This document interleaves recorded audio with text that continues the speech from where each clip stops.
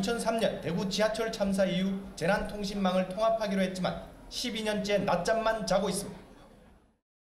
우리는 지방자치를 20년 넘게 하고 있는데요. 아직도 우리의 모든 이 정치 체제, 경제 체제, 또 아까 영상에서 보셨지만은 재난 발생 시에 그런 위기관리 시스템 모두가 다 철저히 중앙 집권형으로 되어 있습니다.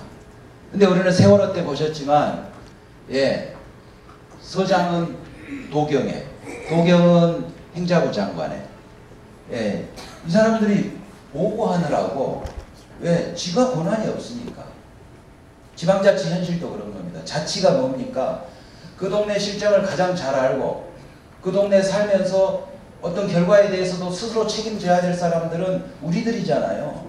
주민이고 시장이고 의원이잖아요. 그래서 분권은 정치인들이 떠드는 구호가 아니고 우리의 생명과 재산을 지키는 문제이기도 하고요. 우리의 삶의 질을 높이는 데 있어서도 결정적인 부분이고 이 나라의 정치와 경제의 발전 또 문화 창달을 위해서도 분권은 더 이상 미룰 수 없는 시대적 과제입니다. 그래서 근자에 다행히 국회 안에서도 개헌 논의가 이루어지고 있는데요. 국회와 중앙정치에서도 분권 얘기를 합니다. 근데 이 양반들이 얘기하는 분권은 대통령이 가지고 있는 권한을 어떻게 국회의원이랑 나눌 것인가 그 분권 이야기를 하고 있는 겁니다. 우리 현장에 있는 지방에 있는 우리 주민들이 절실하게 요구하는 분권은 이야기하지 않고 있습니다. 그래서 오늘 이런 자리를 마련했습니다. 경기대학교에서 36년 동안 대학생들을 가르치시고 우리나라의 분권이라는 단어조차 생소할 때 대한민국이 분권형 국가로 가야 된다. 이렇게 중앙집권적인 시스템 가지고서는 더 이상 대한민국은 성장할 수 없고 국민의 삶의 질도 높일 수 없다라는 것을 일찍이 주장하시고 분권운동 일선에 서서 그동안 끌어오셨던 아주 훌륭한 교수님이십니다. 이재은 교수님을 따뜻한 박수로 맞아주십시오. 네, 반갑습니다. 오전에 교육받으시고 또 오후에까지 받으시니까 아무래도 좀 힘드시고 또 경우에 따른 짜증이 나실지도 모르겠습니다. 근데 조금 전에 시장님께서 말씀해 주셨듯이 지방자치가 의회로 치면 25년, 단체장을 치면 이제 20년, 사람을 치면 성인이 된 것이죠.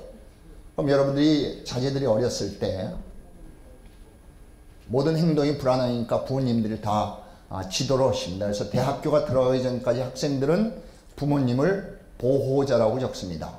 서류에, 학교에 내는 서류에 보면. 근데 대학생이 되는 순간부터 보증인으로 바뀝니다. 왜? 모든 의사결정은 독립해서 자기들이 할 수 있는데 다만 어떤 일이 생겼을 때 누구에게 연락을 할까 이런 것들 때문에 보증이라는 말로 바꾸지요.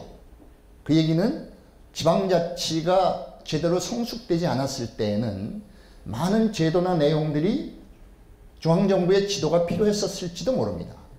근데 이제 저희는 20년이 지났습니다. 의회를 치면 25년이 지났습니다. 아주 혈기왕성한 청년이 된 것이지요. 그런데 아직도 중앙정부는 유치원생 취급을 합니다. 사사건건 중앙이 지침을 주고 그거에 따라서 하지 않으면 또 법을 바꿔서 심지어는 단체장의 권한을 뺏기도 합니다. 바로 이런 것들. 그런데 그럴 수도 있습니다. 나라라는 게 그 나라의 여건에 따라서. 근데 21세기 일단 이제 제가 본격적으로 말씀을 드리겠습니다만 사회적 변화가 중앙 집권을 가지고는 도저히 이 문제들을 해결해 나갈 수 없다. 모든 선진국들이 분권형 국가로 바꿔나가는 것이 2000년대 들어와서 아주 강하게 전개되고 있는 하나의 흐름입니다. 심지어 헌법을 고친 나라들이 많습니다. 최근에. 그것도 이따 잠시 말씀을 드리겠습니다. 그래서 오늘 여러분들 뵙고 이런 강의를 하는 것은 아까 김식 시장님이 말씀하셨듯이 특히 우리 경기도에서는 삼선 내리하신 단체장님이 제가 알기엔 기억에 없는데 우리 시흥에서만 김 시장님께서 삼선하셨다니 그만큼 지역을 위해서 일을 많이 하셨다는 뜻인데 그런데 아마 엄청 속이 타셨을 겁니다. 시장 하시면서. 하고 싶은 일은 많은데 또 더 잘할 수 있는 일은 많은데 중앙정부에 의해서 올가매져 있는 여러 가지 고리들 때문에 풀지 못하신 것들 아마 답답하실 텐데, 그런 의미에서 아까 말씀드린 이제 개헌운동들도 전개를 하고 있습니다. 여하튼 최대한 덜 짜증나도록 말씀을 드려보도록 애를 쓰겠습니다. 기왕에 오신 시간이니까 잘 좀 경청해 주시고, 강의의 마지막 부분은 이렇게 끝이 납니다. 분권의 마지막은 주민입니다. 주민이 지역의 문제에 관심을 갖고 그거에 적극적으로 참여하고 앞장서지 않으면 시장님 혼자 아무리 열심히 하려고 애를 써도, 또는 지방의원들이 자기 지역을 위해서 열심히 일하려고 애를 써도 결과적으로 문제가 잘 풀리지 않는다. 그런 의미에서 마지막에는 주민자치가 중요하다. 특히 이제 중앙정부가 지금 동네자치 형태로 주민자치회 중심의 제도 변화를 시도하고 있습니다. 근데 그게 법만 바꾸고 제도만 바꾼다고 되는 게 아니라 주민들이 관심을 갖고 적극적으로 참여하지 않으면 절대로 성공할 수 없는 게 주민자치회 중심의 내용입니다. 그래서 오늘 그런 내용까지 마지막에 말씀을 드릴 텐데, 그래도 시흥에 오니까 여러분들한테 최소한의 예의는 좀 보여야 되겠다 해서 제가 찾아보니까 옛날 사진 이런 게 나오더라고요. 1930년대. 제가 이렇게 시작을 하는 것은 우리가 그동안에 경제성장이 굉장히 많이 됐고 물질적으로 많이 풍요로워졌는데 우리들의 삶의 내용은 어떻게 바뀌었을까?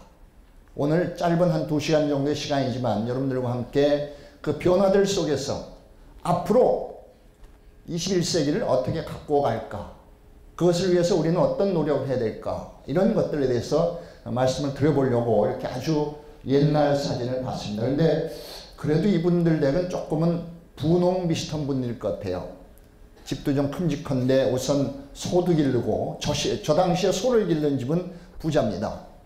거기다가 안채 사랑채 따로 있는 이런 형태를 보고 볕단 쌓인 거 이런 걸 보면 조금 분홍이었을 것 같은데, 하여튼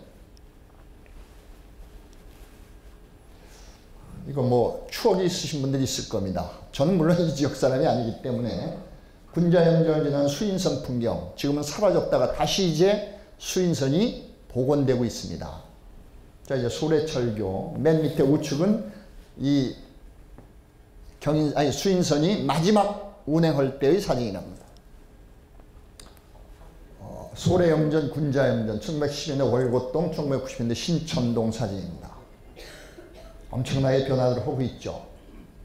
그래서 또 사진을 찾을 때 이렇게 시흥시에 좋은 걷는 길이 있더라고요. 사실은 제가 이 강의하기 전에 저 길을 반드시 먼저 걸어보고 여러분들한테 강의를 하겠다고 했는데 바빠가지고 걸어보진 못했습니다. 빠른 시간에 좀 걷는 게 취미이기 때문에 한번 걸어보도록 노력을 하겠습니다. 자, 질문은 이렇게 시작이 됩니다. 여러분들은 행복하십니까?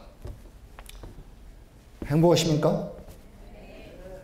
아유, 시흥은 시장님이 워낙 일을 잘 하시기 때문에 시민들께서 행복하신 것 같습니다. 아마 여러분들이 이런 말 또는 질문 자체가 때로는 생소하실 겁니다. 그렇죠? 평상의 삶에 바쁘시기 때문에 행복이라는 단어를 굳이 일상에 생각해 보지 못하면서 우리가 살고 있는 건 아닌지, 그리고 우리가 또 갖고 있는 행복의 기준은 뭘지, 이런 거에 대해서 보면 뭐 우선은 먹고 사는 게 급했던 시절엔 돈이 굉장히 중요했을지 모르겠습니다.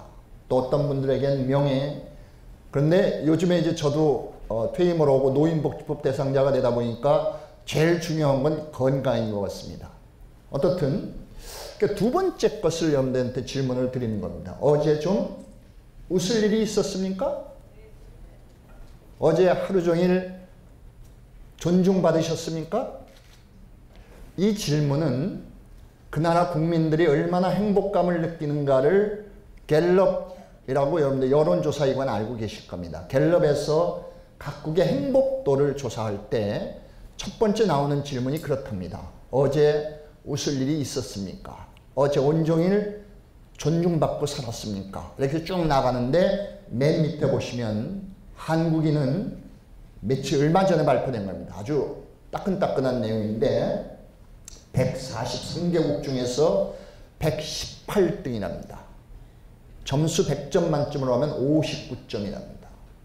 학교 다니시면 아시겠지만 대학에서 59점은 F입니다. 낙제고 졸업을 할 수 없습니다. 우리나라의 행복감은 국제적 기준으로 봤을 때 납제점 수준에 있답니다. 세계 평균 점수가 71점인데 우리는 59점이다.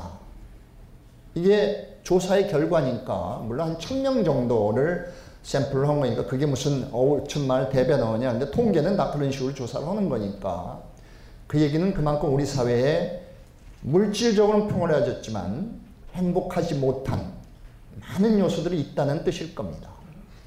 그런데 그 많은 문제들을 여러분들이 느끼실 때마다 때로는 이렇게 질문하실 겁니다. 국가란 무엇인가? 지방자치단체는 무엇인가? 그러니까 때로는 왜 박근혜 대통령은 지금 뭘 하십니까? 아니면 김인식 시장님은 지금 뭐라고 계십니까? 이런 질문들을 시민들께서 가끔 하실 겁니다. 아니면 이 앞에 와서 플래카드를 펼치고 얘기하는 경우도 있을 겁니다. 그런데 그게 그렇게 하면 해결될 수 있을까를 생각해 보지는 잘 않고 우리는 일단 그렇게 하는 경우를 많이 봅니다.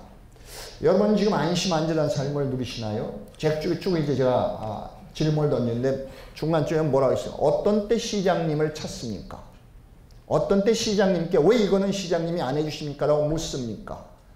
여러 가지가 있을 겁니다. 그것도 이따 지금 차근차근 좀 여쭤보겠습니다. 그런데 경우에 따라 여러분들이 왜 시장님은 이런 것도 하나 해결 안 하십니까? 할 때 시장님 가슴은 찢어질 겁니다. 이유는 엄청 해드리고 싶은데 나는 그것을 해결할 수 있는 권한이 없습니다. 이런 경우가 많거든요. 예를 들어서 여기 젊으신 어머님들 같은 경우에는 가장 큰 관심이 우리 아이 어떻게 하면 잘 키우고 우리 아이 어떻게 하면 학교 가서 잘 다닐 수 있게 할까 이것들일 겁니다. 그때는 건널목이 위험하기도 하고 학교 가보면 급식소를 너무 낡아서 먹는 게 도대체 믿을 수가 없다. 이런 경우가 있을 겁니다.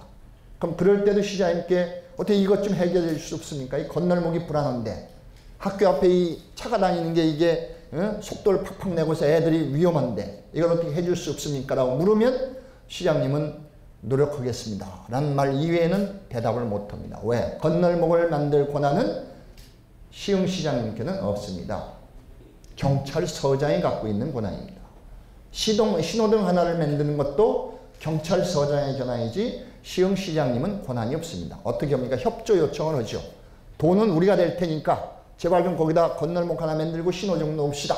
는 얘기할 수 있지만 당신이 직접 해당 담당 과장을 불러서 그렇게 민원이 많이 들어오는데 왜 그걸 해결 안 합니까? 라고는 말할 수 없다는 뜻입니다. 학교에 급식소를 낡았는데 어떻게 할까? 그거는 교육감 소관 사항이지 역시 시장님 권한은 아닙니다. 이렇게 우리 지방자치가 갖고 있는 내용들 형식적이고 때로는 껍데기만 있는 그런 것들이 너무 많아서 실적인 일을 못하는 겁니다. 밑에 7번째, 8번째, 9번째는 맨 마지막에 여러분들께 다시 한번 여쭐 겁니다. 여러분은 시흥 시민으로서 자랑스럽습니까? 여러분은 시흥의 자랑거리가 무엇이라고 생각하십니까? 그리고 나는 시흥 시민으로서 준비가 제대로 돼 있습니까? 그래서 제목이 그렇습니다. 성숙한 지방자치, 지방권개혁, 시민의 관심과 참여가 결정합니다. 저 같은 사람이 아무리 돌아다니면서 강의를 해도 결국은 여러분들이 마을에 돌아가셔서 마을을 위해서 마을 주민들과 함께 그 문제를 해결하지 않으면, 노력하지 않으면 해결할 수 없는 것들입니다. 저희가 15년 동안 분권운동을 하면서 외쳤던 구호들입니다. 지방의 결정권을. 이게 무슨 뜻이냐 하면 시흥시장님께 시흥시에 관련된 시흥시민의 삶에 관련된 것은 시흥시장에게 결정권을 주라는 내용입니다. 그런데 그렇게 주고 있지 않습니다. 두 번째는 지방의 세원을, 이건 조금 이제 전문적인 내용이지만 이따가도 뭐 질문할 때 지금 미리 질문, 여러분들은 세금을 내시는데 국가에다 내는 세금이 얼마고 내가 내는 돈 중에 우리 시흥시에다 내는 세금은 얼마고 경기도에다 내는 세금은 얼마일까?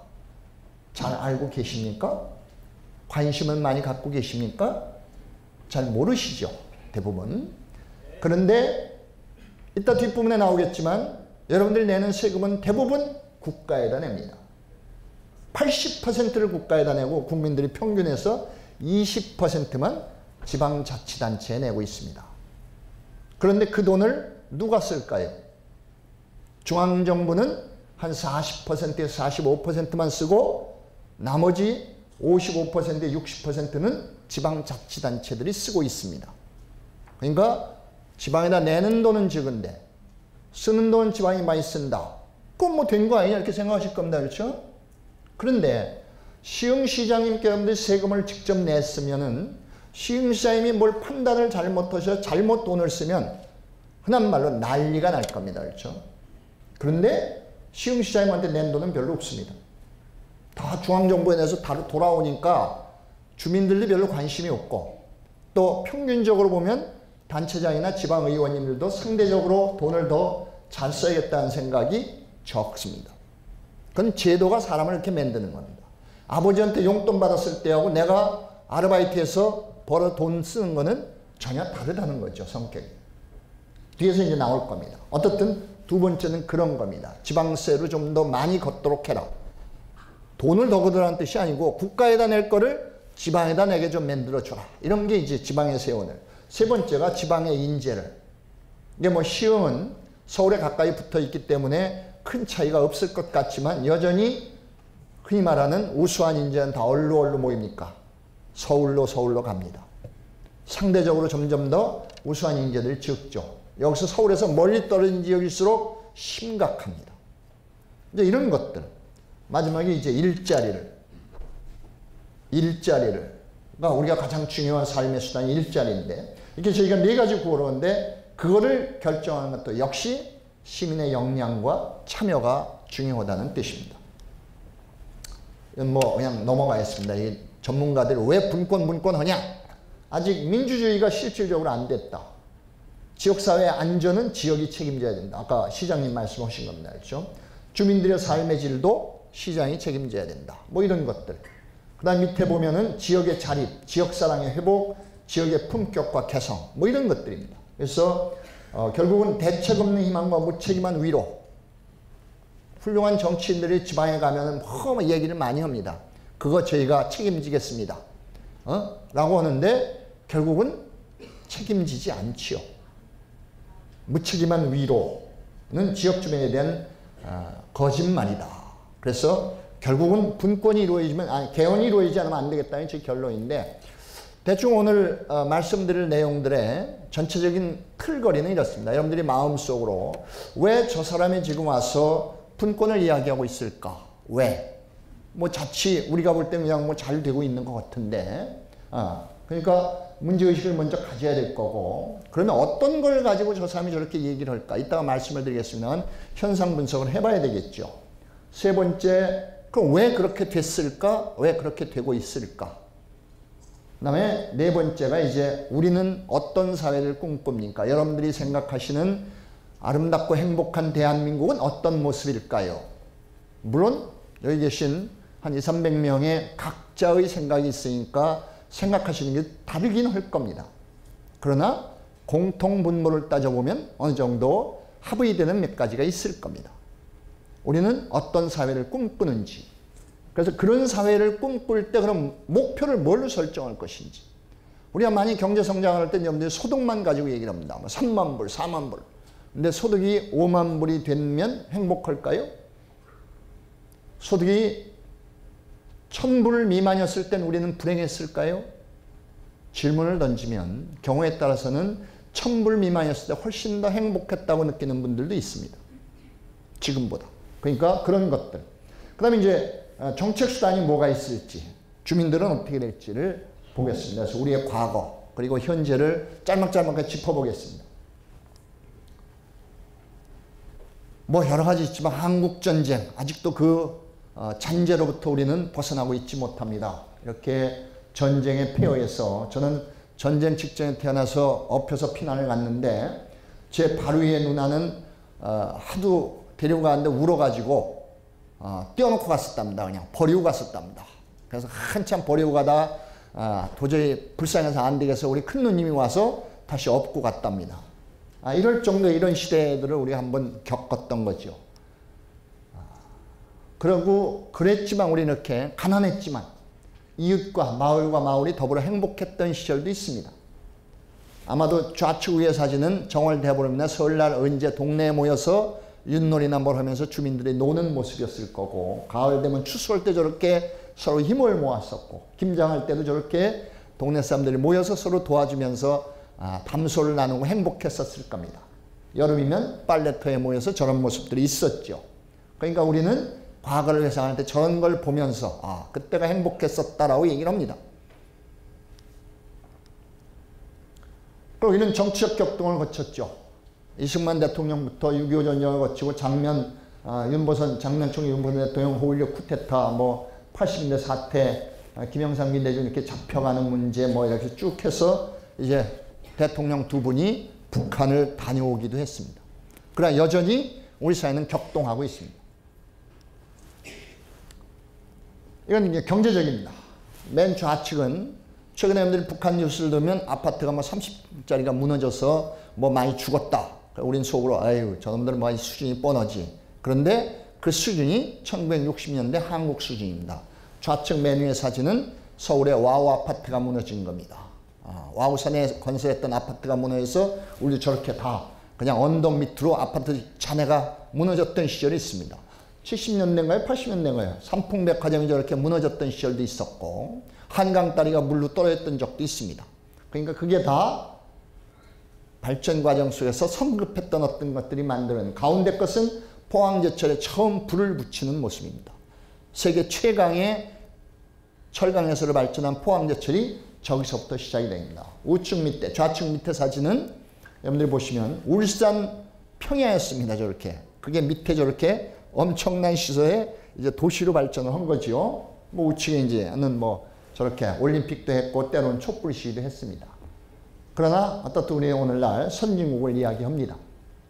자, 중앙 집권 체제로 고도 경제 성장을 실현했습니다. 그래서 우리는 세계 1등 또는 세계 선진국을 얘기할 때 조선업, 요새 조금 불황해서 고생을 하고 있습니다만, 그 다음에 반도체, 자동차 산업,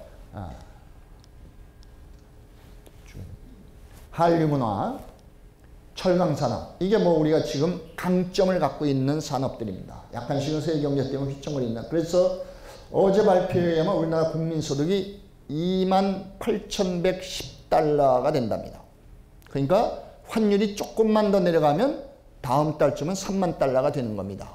우리나라 국민소득이. 그러니까 한참 우리가 외쳤던 3만 불 시대가 진입했는데 왜 한국 사회는 아직도 그렇게 서로 헐뜯고 또는 불행하다는 그런 일들이 많이 나올까?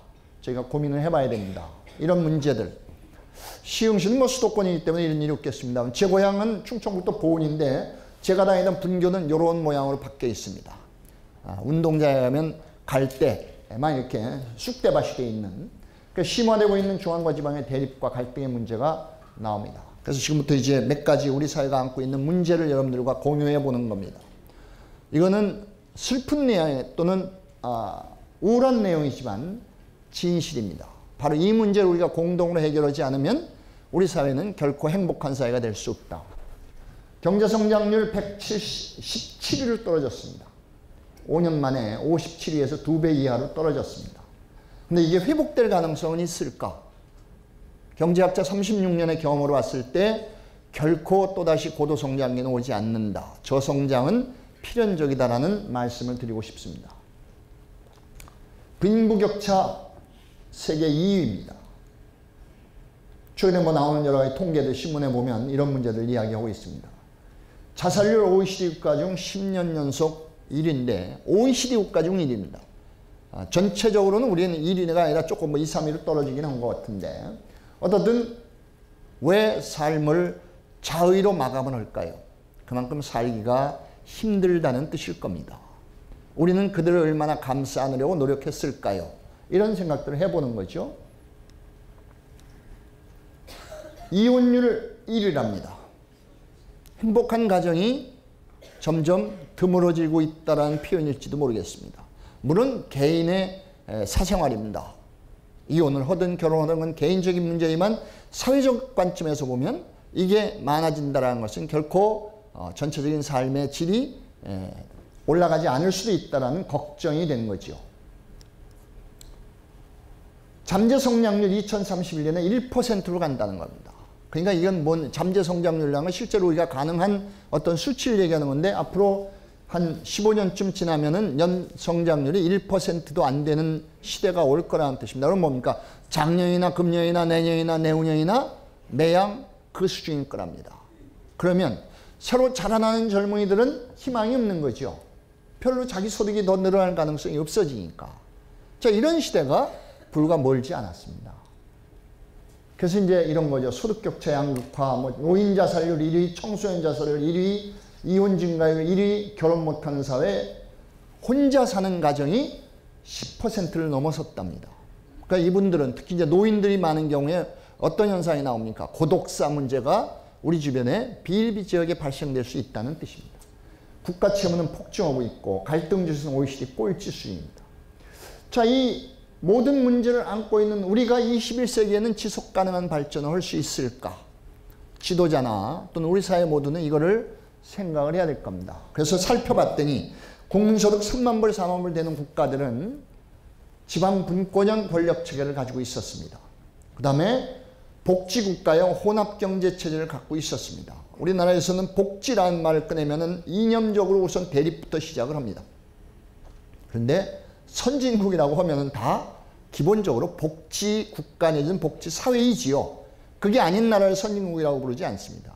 국민소득이 4만 불 넘는다고 사우디아라비아를 선진국이라고 부르지 않습니다. 그거는 그 사회는 복지국가가 아니지요.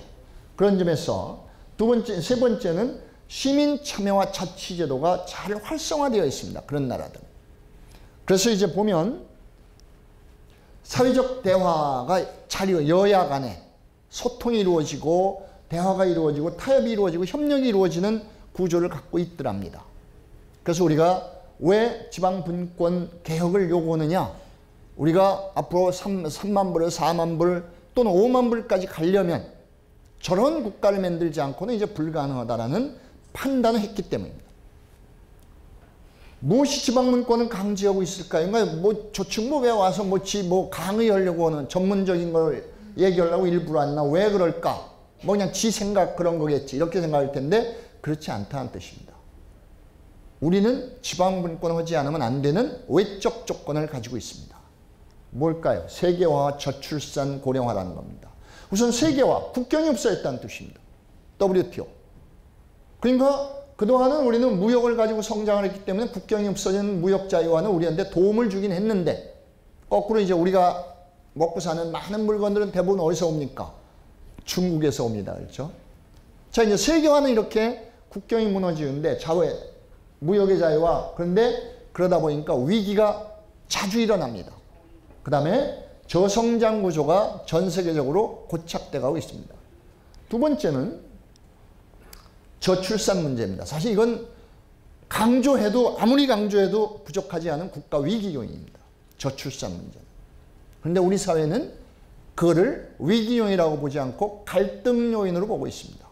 제가 답답하게 느끼는 것 중에 하나인데 그냥 가족이 해체되고 핵고적화가 되고 1인 가정이 증가하고 그러다 보니까 출산도 안 하는 이유는 육아가 어렵고 또 교육 문제가 있고 그러니까 젊은 부부들이 애 낳기를 싫어합니다. 두려워합니다. 그 다음에 노인 요양 문제. 이 모든 것들이 지속 가능성이 있는데 맨 밑에 뭐라고 썼습니까? 국민국가는 무역 같은 문제를 해결하기엔 너무 좁습니다. 인구 5천만의 한국 경제 가지고는 도저히 세계와 싸워서 이겨나기가 힘듭니다. 그런데 우리들의 복지 문제 풀기에는 국가는 너무 멀리 있습니다. 여러분들이 우리가 이제 작년에 참 온 나라가 슬펐던 얼마 남지 않았지만 세월호 사태가 있었을 때 많은 분들이 다 누굴 쳐다봤습니까? 대통령만 쳐다봤습니다. 저는 그거에 대한 여기서는 이제 생각이 같은 분들이고 다른 분들이 있기 때문에 그거에 대한 무슨 가부를 얘기하고 싶지는 않습니다. 왜 국민들이 전부 그걸 대통령만 쳐다보고 있을까? 그만큼 우리나라 모든 국가 권력이 거기로 집중돼 있다는 뜻이겠지요. 그러니까 우리는 조금만 문제가 생기면 대통령은 뭐냐 하는 식으로 얘기를 하는데 잘못된 거죠. 대통령이 시흥 시민들 여기 와서 뭐하고 계시지 어떻게 알겠습니까? 그렇죠? 시흥 시민이 어떤 삶의 조건인지 어떻게 아시겠습니까? 알 수가 없죠. 가장 잘하는 분은 시장님보다 더 잘하는 분은 뭐 동장님이고 동장님보다 더 잘하는 분은 여기 계신 통장님들이시겠죠. 지역의 문제를. 바로 이제 그런 것들입니다. 그래서 복지 문제를 풀기에는 국민국가는 너무나 멀다. 그래서 우리는 뭐랍니까? 이제 이런 그림으로 한번 보여드린 겁니다. 세계관에 이렇게 아주 멋진 것도 있지만 우측에 보시는 것처럼 뭐도 있습니까? 갈등도 있습니다. 중국과 자유무역을 하면 그래서 돈을 뭐 더 많이 버는 무역회사도 있지만 중국 상품들이 쏟아져 들어와서 국내에서 망하는 부분도 있죠. 갈등 요인입니다. 밑에 그림을 주목해 주시면 밑에 뭐 그림이 좀 뭐하긴 합니다만 과거에는 이렇게 국경으로 뺑 둘러 쳐져 있습니다. 그러니까 함부로 외국을 나갈 수도 없고 외국에서 함부로 들어올 수도 없었습니다. 그때는 어떻게 합니까? 국가가 강력한 정책을 써서 세금을 많이 걷어야 됩니다. 예전에 실제로 이렇게 많이 걷지는 않아요. 소득세율이 제일 높았을 때 여러분들 몇 %까지 가신 줄 압니까? 80%가 넘었었습니다. 최고 소득세율이. 그러니까 돈을 더 벌면 80%를 세금으로 가져간다는 제도를 만들었던 게 60, 70년대 우리나라 소득세 제도입니다. 실제로는 그렇게 걷지 않았습니다만 물론. 다 빠져나가고 뭐 해서 안 냈습니다만. 그런데 그렇게 해도 밖으로 나갈 수가 없는 겁니다. 국경이 딱 틀어막혀 있으니까. 옛날에 정치인들이 제일 많이 잡혀갔던 범죄 중에 하나가 밑보이면 딱 집에 가서 수색을 하면 첫 번째 나오는 범죄가 외국환 관리법 위반입니다. 왜? 우리나라는 그동안 법에 의해서 외화가 없던 나라였기 때문에 외화를 입수한 자는 즉시 한국은행 총재에게 팔아야 된다. 이런 법이 있었습니다. 그런데 해외여행 갔다 와가지고 몇십 불 남았어요. 그거 은행에 갖다 줘봐야 몇천 원 몇만 원도 안 되니까 그냥 여행 갔다 온 게 그냥 여권하고 어디 옷장 속에 넣어놨는데 딱 압수수색하니까 그게 먼저 나온 겁니다. 첫 번째 범죄 외국환 관리법 위반입니다. 모든 정치인들이 겪었던 그런 현상입니다. 그게 국민국가 시대에는 가능했습니다. 그런데 지금은 여러분들이 돈 많은 분들은 달러를 10만 달러를 바꿔서 장롱 속에 넣어놔도 아무도 얘기 안 합니다. 무국경화가 됐기 때문에. 그러니까 이제 또 뭐가 됩니까? 그 대신 세금을 많이 걷으면 도망갑니다. 해외로 갑니다. 예전에 1970년대에 세계적인 테니스 스타가 있었습니다. 뷰에른 몰이라고 스웨덴 출신이었는데 스웨덴은 소득세율이 지금도 55%입니다. 최고세율이. 그러니까 그 당시엔 60%가 확 넘었었어요. 이 친구가 시합해서 상금만 따면 국가가 다 가져가네. 그래서 스위스로 망명을 해버렸습니다.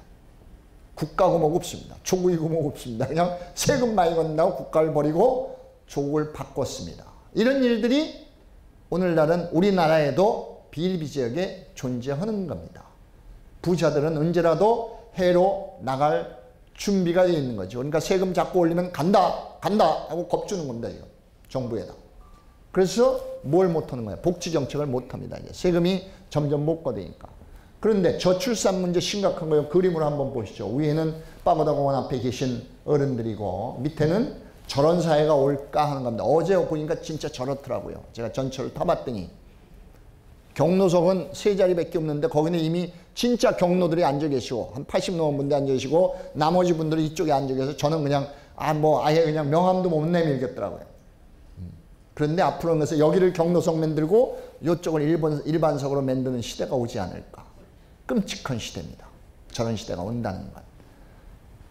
한쪽에 외로운 저 어른은 누구를 기다리고 있는 걸까요? 그렇죠? 우리들의 모습일지도 모르는 겁니다. 언젠가는.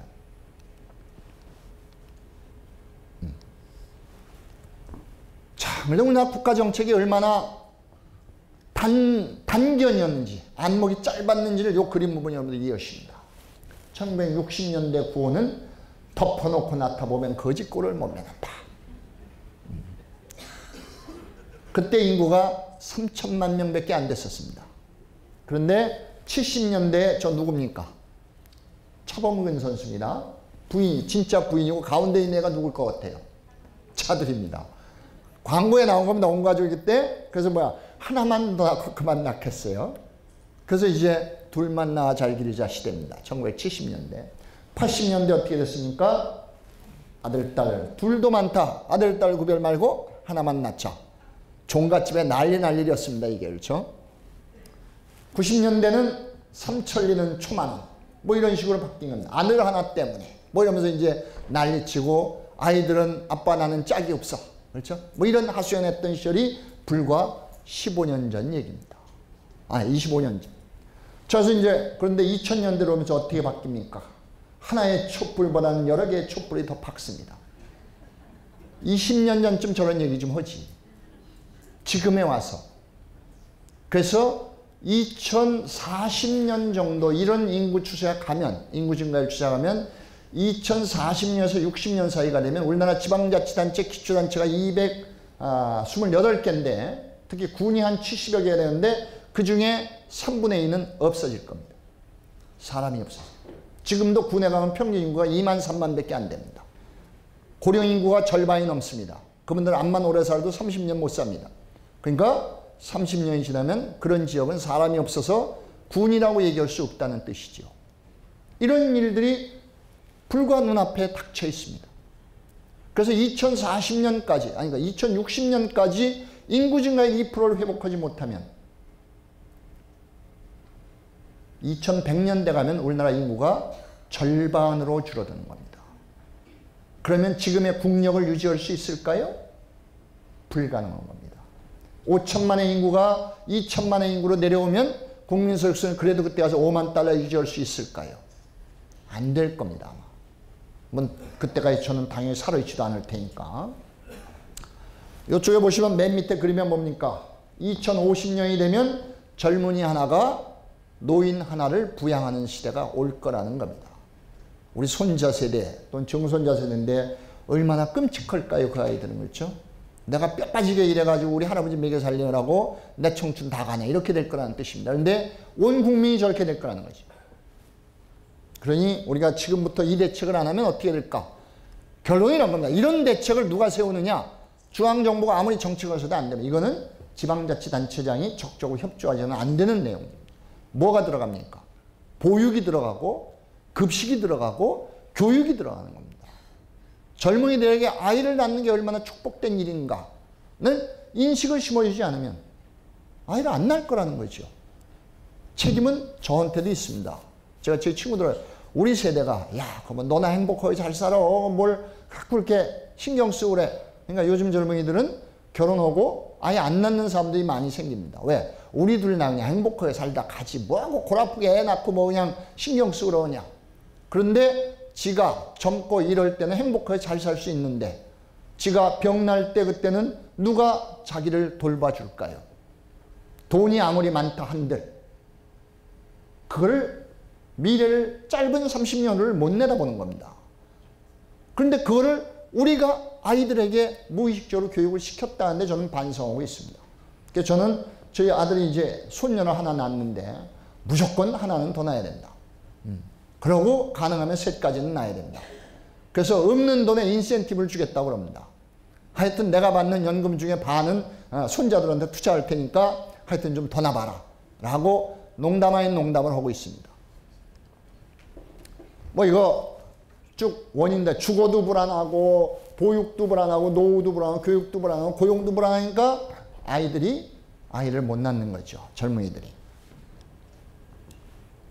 또 불과 작년도에 세 모녀가 자살을 했습니다. 그런데 이건 작년이고 금년에도 벌써 인천이나 이런 데서 이런 일이 또 있었습니다. 그렇죠? 왜 우리 사회는 이런 일들이 발생되면 그때 반짝 하다가 그냥 잊어버리고 또 남의 일처럼 생각하는 사회를 방치하고 있을까? 대단히 위험한 사회입니다. 미래가 굉장히 걱정되는 사회죠. 그러니까 이제 단체장님들이 여기 김 시장님도 나오셨나? 지속 가능한 지역 공동체를 위해서 우리 이런 거 해야 됩니다. 라고 일종의 저렇게 앞에 글을 들고 했었습니다. 아마 이때 김 시장님도 오시긴 하셨을 거예요. 어딘가 계셨을 겁니다. 지역 공동체를 복원하지 않으면 국가 자체의 지속 가능한 발전 자체가 위기에 빠진다라는 단체장들의 선언이 있었습니다. 이게 뭐 한 번만 있는 게 아닙니다. 그런데 말 그대로 누가 요즘에 뭐 벽에다 대고 얘기하는 것 같다는 겁니다. 그래서 작년 7월 16일 날 일본에서 지사들, 일본은 47개의 도도 부현이 있습니다. 우리나라는 광역단체가 있는데 그 47개 지사들이 모여서 소자화 비상사태라는 걸 선언해요. 소자화라는 게 우리말로 저출산입니다. 그러니까 여기 보면 2040년이면 일본 지방자치단체에 약 900개에 가까운 단체가 소멸될 것이다 라고 일본도 예측을 하고 있는 겁니다. 2030년까지 509개의 시군구 중에서 30% 정도가 인구가 20% 이상 줄어들 거다. 근데 저기도 우리하고 비슷하거든요. 시골은. 그러니까 이제 이래서 비상사태를 선언하고 대응책을 세워야 된다고 얘기인데 우리는 아직 안 합니다. 그래서 이제 돌아가 보는 겁니다. 우리는 어떻게 자치를 해왔기 때문에 지금 저 사람이 저기 와서 저런 얘기를 할까? 이런 겁니다. 정부 수립 후 지방자치법을 만들었는데 실시를 못했어요. 그래서 한국전쟁 중에 한국전쟁이 1950년부터 53년 사이에 있었는데 그때 지방자치를 중간에 실시합니다. 전쟁 중에 제대로 됐을까요? 좀 힘들었을 겁니다. 몰라도. 저는 뭐 하도 어려서 기억도 안 납니다. 그런데 왜 전쟁 중에 했을까? 그게 북한의 김일성이가 쳐들어오면서 각 지역을 자꾸 이제 그 소위 뭐 머슴이나 소작인들에게 자꾸 권리 땅도 나눠주고 하면서 이 사회가 여론이 자꾸 그쪽 지지로 가니까 한국 정부에서 이거 안 되겠다. 그래가지고 이제 지방자치도 실시하고 했던 겁니다. 그런데 뭐 50년대는 그냥 뭐 왔다 갔다 했어요. 제도가. 아시는 것처럼 이승만 대통령이 나중에는 이제 독재로 하면서 헌법을 뭐 여러 번 고쳤기 때문에 지방자치를 많이 고쳤습니다. 제대로 된 지방자치는 4.19 혁명 이후에 처음으로 했습니다. 1960년 10월달, 11월달쯤에 이제 해서 12월에 정식으로 지방의회가 출범, 단체장 직선하고 다 출범했는데 6개월 못 갔습니다. 5월 16일 쿠데타에 의해서 지방의회가 해산됩니다. 그리고 유신체제 헌법에는 지방자치는 통일 이후에나 실시한다 이렇게 못을 박았습니다. 그러다가 79년에 돌아가시고 80년 민주화운동 하는데 역시 이제 전두환 정권이 등장하면서 법에다 뭐라고 썼냐면 지방자치는 재정자립도를 중심으로 실시한다라고 해서 전면적 실시를 또 거부한 겁니다. 그러고도 실시 안 했죠. 재정자립도 고려해서도. 그러니까 87년 민주항쟁에서 지금의 헌법이 만들어지고 그 지방자치를 도입한다라고 했는데 노태우 정권이 법을 안 만드는 겁니다. 법을 뭐 고쳐야 뭘 선거로 그럴 텐데 안 만드는. 그러니까 이제 막 싸우다가 야당 지도자들께서 단식 농성을 한 겁니다. 김영삼, 김대중 두 야당 지도자가 단식을 한 거예요. 지방자치 실시 안 하면 나 죽겠다. 그래서 이제 90년에 법을 최종으로 고쳐서 그럼 91년에 우선 의회부터 뽑아오자.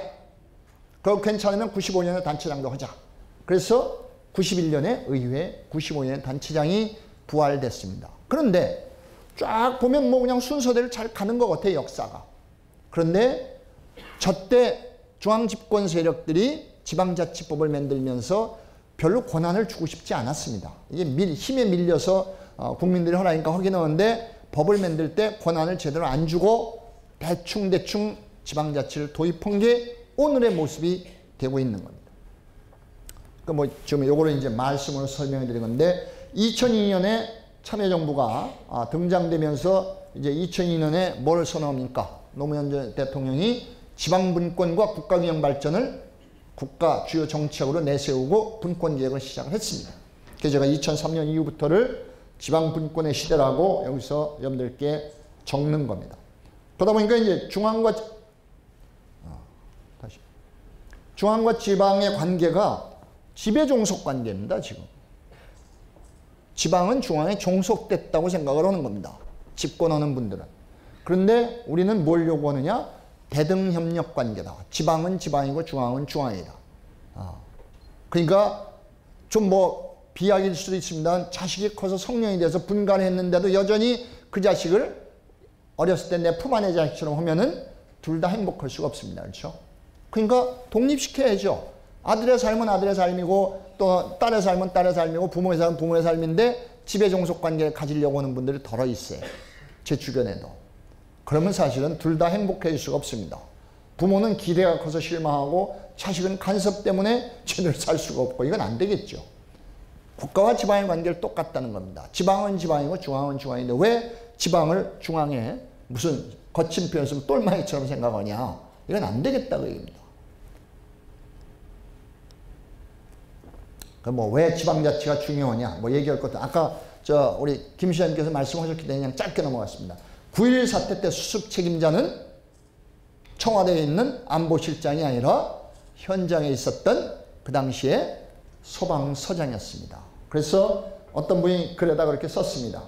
세월호 사태의 관할권이 전남지사나 진도군수에게 있었더라면 그렇게 한 명도 못 구하고 다 죽이는 일은 없었을 것이다. 물론 다 구하지는 못했겠죠. 워낙 사고가 컸으니까. 그러나 이렇게 한 명도 못 구하고 꽃다운 생명을 300여 명이 넘는 그 사람들 죽게 하진 않았을 거다라는 글을 제가 읽은 적이 있습니다. 정권별로 뭐 보면 그렇습니다. 군사정부 중앙집권적이었고 별로 분권 자치할 생각이 없었고 문민정부 김영삼 경우도 뭐 명확치 않았습니다. 그래서 이제 김대중 정부가 들어서면서 중앙 권한을 지방으로 이양하는 법을 만들면서 분권을 조금 시작을 했는데 역시 제한적이었다. 그래서 아까 말씀 이제 참여정부 때부터 시작이 됐는데 의욕은 컸으나 미완으로 끝났습니다. 몇 가지는 잘했지만 나머지는 제대로 못했고 그래서 이제 정권은 바뀌었지만 이념적인 성격도 다른 정권으로 바뀌었지만 분권개혁은 지속적으로 하고 있습니다. MB정부에도 대통령선화위원회를 갖고 있고 지금은 이름은 지방자치발전위원회랑 분권이라는 말은 빠졌습니다만 거기서 발전한 내용들은 여전히 분권적 내용들을 담고 지금 추진되고 있습니다. 자, 이런 거죠. 지방이란 도대체 뭘까? 국가가 있고 개인이 있어. 우리는 그래서 매번 직접적으로 이렇게 국민의 문제는 국가가 해결해 주는 걸로 생각하며 살아왔는데 사실은 그렇지 않다는 겁니다. 요 가운데 누가 끼어들까? 지방정부라는 게 존재한다는 겁니다. 어떤 나라 어떤 시대에 바로 이제 이게 어떤 모습으로 만들어지느냐에 따라서 나라마다 다르겠죠. 이건 좀 그림이 복잡합니다만 대략 이런 겁니다. 여러분들이 이제 많이 모일 때 뭐라고 그럽니까? 정치, 경제, 사회, 문화 모든 부분에 있어서 뭐 헌법에 보면 그런 게 나옵니다. 그렇죠? 그런데 정치체제라는 게 뭡니까? 이것도 뭐 길게 얘기할 생각은 없는데 물론 이제 약간의 아까 말씀이 뭐 서로 생각이 좀 다른 분들이 있어서 제가 얘기하는 거를 뭐 그건 네 생각이라고 하실 분들이 있는데 이런 거죠. 최근에 용어 중에 무상급식, 무상보육 그러니까 이제 뭐 성남시에서는 무상산후조리까지 이제 시작하겠다고 얘기합니다.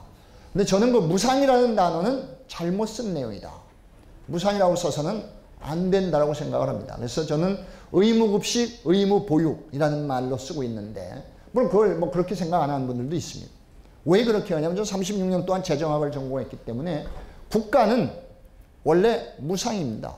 여러분들 세금 받아갈 때 국가가 뭐 이렇게 물건 주고 여러분들 물건 사실 때는 고기도 사고 뭐도 사고 해서 대가로 돈을 주잖아요. 그렇죠? 그런데 세금 낼 때 뭐 받으셨어요? 상품권 받으셨나요? 선물 받으셨나요? 아니지 않습니까? 국가는 기본적으로 납세 의무를 갖고 있고 국가를 유지하기 위해서 국민들은 세금을 냅니다. 그 대신 우리한테 뭘 줍니까? 우리 아이들 학교 가면 중학교까지는 의무교육 시켜주고 또 뭐 길이 파손되면 알아서 잘 닦아주고 또는 뭐 수해가 나면 그거 잘해서 또 복구도 해주고 저 강물도 다시 정비하고 그러지 않습니까? 그렇죠? 국가가 하는 일들 다 공짜입니다. 진짜 공짜 아닌 것들은 뭡니까? 도로 다닐 때 통행료 내신 적 있어요? 고속도로 빼놓고. 그렇죠? 고속도로는 이용이 제한되어 있으니까. 일반적인 도로는 여러분들 차만 끌고 다니면 돈 안 받잖아요. 그게 다 국가는 기본적으로 무상으로 세금을 걷어서 무상으로 국민들을 위해서 해주는 겁니다. 중요한 건 우리 생각에 보육이나 급식이나 이런 게 국민들에게 모두 해줘야 되는 의무적 사항이라고 생각하느냐 아니냐. 부자나 가난한 사람이 똑같이 줘야 된다고 생각하느냐 아니냐. 이 차이만 있는 겁니다. 여야 간의 차이도 야당은 뭐랍니까? 보편적 복지로 가자라고 얘기하는 거죠. 여당은 선택적 복지로 가자 이렇게 얘기를 하는 겁니다. 차이점은 누구한테 해당합니까? 상위 30% 계층입니다. 잘 사는 사람 30% 계층한테 돈을 받고 할 거냐 그냥 해줄 거냐. 그래서 뭐 당연히 많은 분들이 여론조사를 하면 50% 이상이 선택적 복지를 지지한답니다.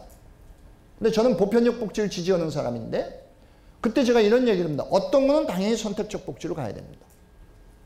예를 들면 특정한 어려움 있는 사람들에게 뭐 장애를 가진 분들이라든지 뭐 또 노인들 중에는 모험 분들 이런 경우에는 별도로 그분들을 위한 대책을 세워줘야 되겠죠. 근데 그게 아니라 대한민국 국민이면 누구나 똑같이 누려야 되는 어떤 혜택이 있다면 그거는 보편적 복지로 가야 되죠. 아이 밥 먹이는 것을 돈을 받아야 될까 말아야 될까. 물론 예를 들어 제가 가끔 이제 그분한테는 좀 미안한데 이건희 회장 손자가 학교를 다니는데 예를 이렇게 듭니다. 아유 뭐 그냥 재산만 해도 아버지 재산도 수조 원, 할아버지 재산도 수조 원 다 합치면 그냥 상상도 안 되는 돈을 갖고 있는데 왜 걔한테 한 달에 8만 원짜리 밥을 공짜로 먹여? 돈 받아야지. 이렇게 생각하실 겁니다. 그렇죠? 그런데 그 아이는 어떻게 생각할까요? 아주 어린 아이라고 생각을 해봅시다. 8살, 9살짜리인데 선생님이 불러서 너는 워낙 잘 사니까 가서 엄마한테 밥값 8만 원 가져랍니다 해서 가져와라. 이렇게 이제 부탁을 할 거 아닙니까? 그렇죠? 고지서를 줄 거 아닙니까? 그러면 아이가 속으로 그런 생각 안 할까요? 우리 아버지와 할아버지가 1년에 나라에 내는 세금이 수백억이 넘는데 그 8만 원짜리 점심 주는 게 아까워서 나보고 그 밥값을 가지라고 그런다. 에이씨 기분 나쁘나 밥값 안 내고 그냥 도시락 싸고 갈 거야. 이렇게 안 할까요? 그러면 회장은 뭐라고 해? 야, 저 신라호텔 주방장터에서 매일 아침마다 우리 아들놈 저 도시락 좀 싸오라고 그래. 그러면 뭐 옆 애들 그냥 침이 꿀꺽꿀꺽 넘어가는 반찬에다 밥 싸올 겁니다. 엄청 교육적입니다. 그렇죠? 그래서 저희가 급식은 적어도 뭐 보육 같은 건 조금 제가 복잡한 논란이니까 빼고 밥은 적어도 똑같이 먹여야 되죠. 잘 쌓은 애나 못 쌓은 애나 초등학교 시절에 요 정도 밥을 서로 남기지 말고 이거 나 싫어하는데 그래도 먹어라. 그렇죠? 같이 먹어야 된다는 교육을 시키는 게 그게 바람직한 게 아닐까라고 생각하는데 안 그렇게 생각하는 분들이 좀 많이 계신 것 같아요. 그러니까 거기는 그 정도로 넘어가겠습니다. 그러니까 국가는 어차피 무상이다. 근데 거기 자꾸 무상 갖다 붙이지 말라는 뜻입니다. 지방자치제는 약간 좀 다릅니다. 국가보다는. 조금 더 직접적이니까. 우리 집 앞에 쓰레기를 치워주고 우리 집 앞에 청소를 해주고 하는 거는 혜택이 직접적으로 나한테는 좀 가까이 옵니다. 그렇죠? 그래서 이제 지방세를 낼 때에는 그런 관계가 더 많다고 얘기는 합니다. 교과서적으로. 경제는 뭐 당연히 경쟁이죠. 그렇죠? 저쪽 사회체제는 뭡니까? 가정을 얘기하는 겁니다. 공동체인데 거기도 뭡니까? 무상입니다. 그렇죠? 아버지가 돈 벌라고 자식한테 넌 마 매일 아침마다 아버지를 위해서 이런 거 잘 안 하면 아무것도 없어. 밥도 안 먹일 거야. 물론 가끔 우리 애들 교육을 위해서 합니다. 그렇죠? 구두 닦고 다니면 아버지 구두 좀. 그렇죠? 넌 쓰레기 좀 네가 버리고 와. 뭐 이런 거 정도는 시키지만 그렇다고 그거 안 버렸다고 구두 안 닦아놓고 이렇게 아침 안 주겠습니까? 가정도 다 무상인 거죠. 주부의 무상 노동에 의해서 가족이 행복한 거 아닙니까? 근데 위하고 차이점 뭐니까 국가는 싫어도 내야 돼. 강제적인데 우리는 서로 사랑하기 때문에 협력하는 거지요. 이게 세계가 어우러지는 사회가 좋은 사회입니다. 근데 우리는 점점 어떻게 바뀌어갈까요? 이렇게 경제도 커지고 국가도 커지는데 사회는 쪼그라들고 있습니다. 아까 말씀드렸죠. 가족도 해체되고 다 해체되죠. 자, 이런 사회에 점점 어려워지고 있다는 겁니다. 20세기 전에 21세기 넘으면 이게 문제가 되니까 우리는 21세기 체계를 분권체제로 바꾸자라고 얘기를 하는 겁니다. 자, 그래서 이제 중앙정부도 있고 지방정부도 있고 여러분들이 내는 연금, 의료보험, 국민연금 이런 사회보장기금도 있는데 이 세 가지가 잘 어우러진 사회를 우리는 선진사회라고 얘기를 합니다. 유럽에 어딜 가도 우리나라 유학생들이나 저 같은 교수들이 프랑스에 교환 교수로 가면 그때 아주 어린 아이를 가지고 있으면 그 아이의 수당을 프랑스 정부가 줍니다. 대한민국 국민인 이재은이 잠시 1년 동안 프랑스에 공부를 하러 왔는데 아이를 데리고 왔다고 그 아이에게 아동수당을 주고 그 아이에게 병원을 이용할 수 있는 권리를 부여합니다. 그런 나라들을 우리가 선진국이라고 부르는 것이지요. 그런데 우리는 세금을 안 내거나 뭘 안 내면 이용을 못하게 한다. 뭐 이런 식의 자꾸 배제하는 어떤 것들을 이야기합니다. 근데 그거는 결코 선진국 제도가 아니다. 라고 이야기를 할 수 있는 겁니다. 그 이제 왜 그럴까? 뭐 많은데 몇 가지만 예를 들어보겠습니다. 정치 집권, 여기 의원님 와 계시면 이제 도의원은 뭐 당연히 정당 공천제, 이제 그동안 기초의원들은 정당 공천제를 처음에 실시했다가 그다음부터 없애서 2005년까지는 정당 공천제가 없었습니다.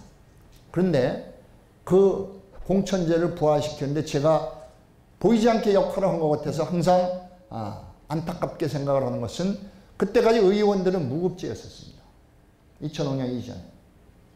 원래 선진국은 지금도 어떤 나라도 기초의원은 무급제입니다. 지방의원은 유급제를 잘 안 합니다. 왜? 지역을 위한 봉사라고 생각을 하기 때문에.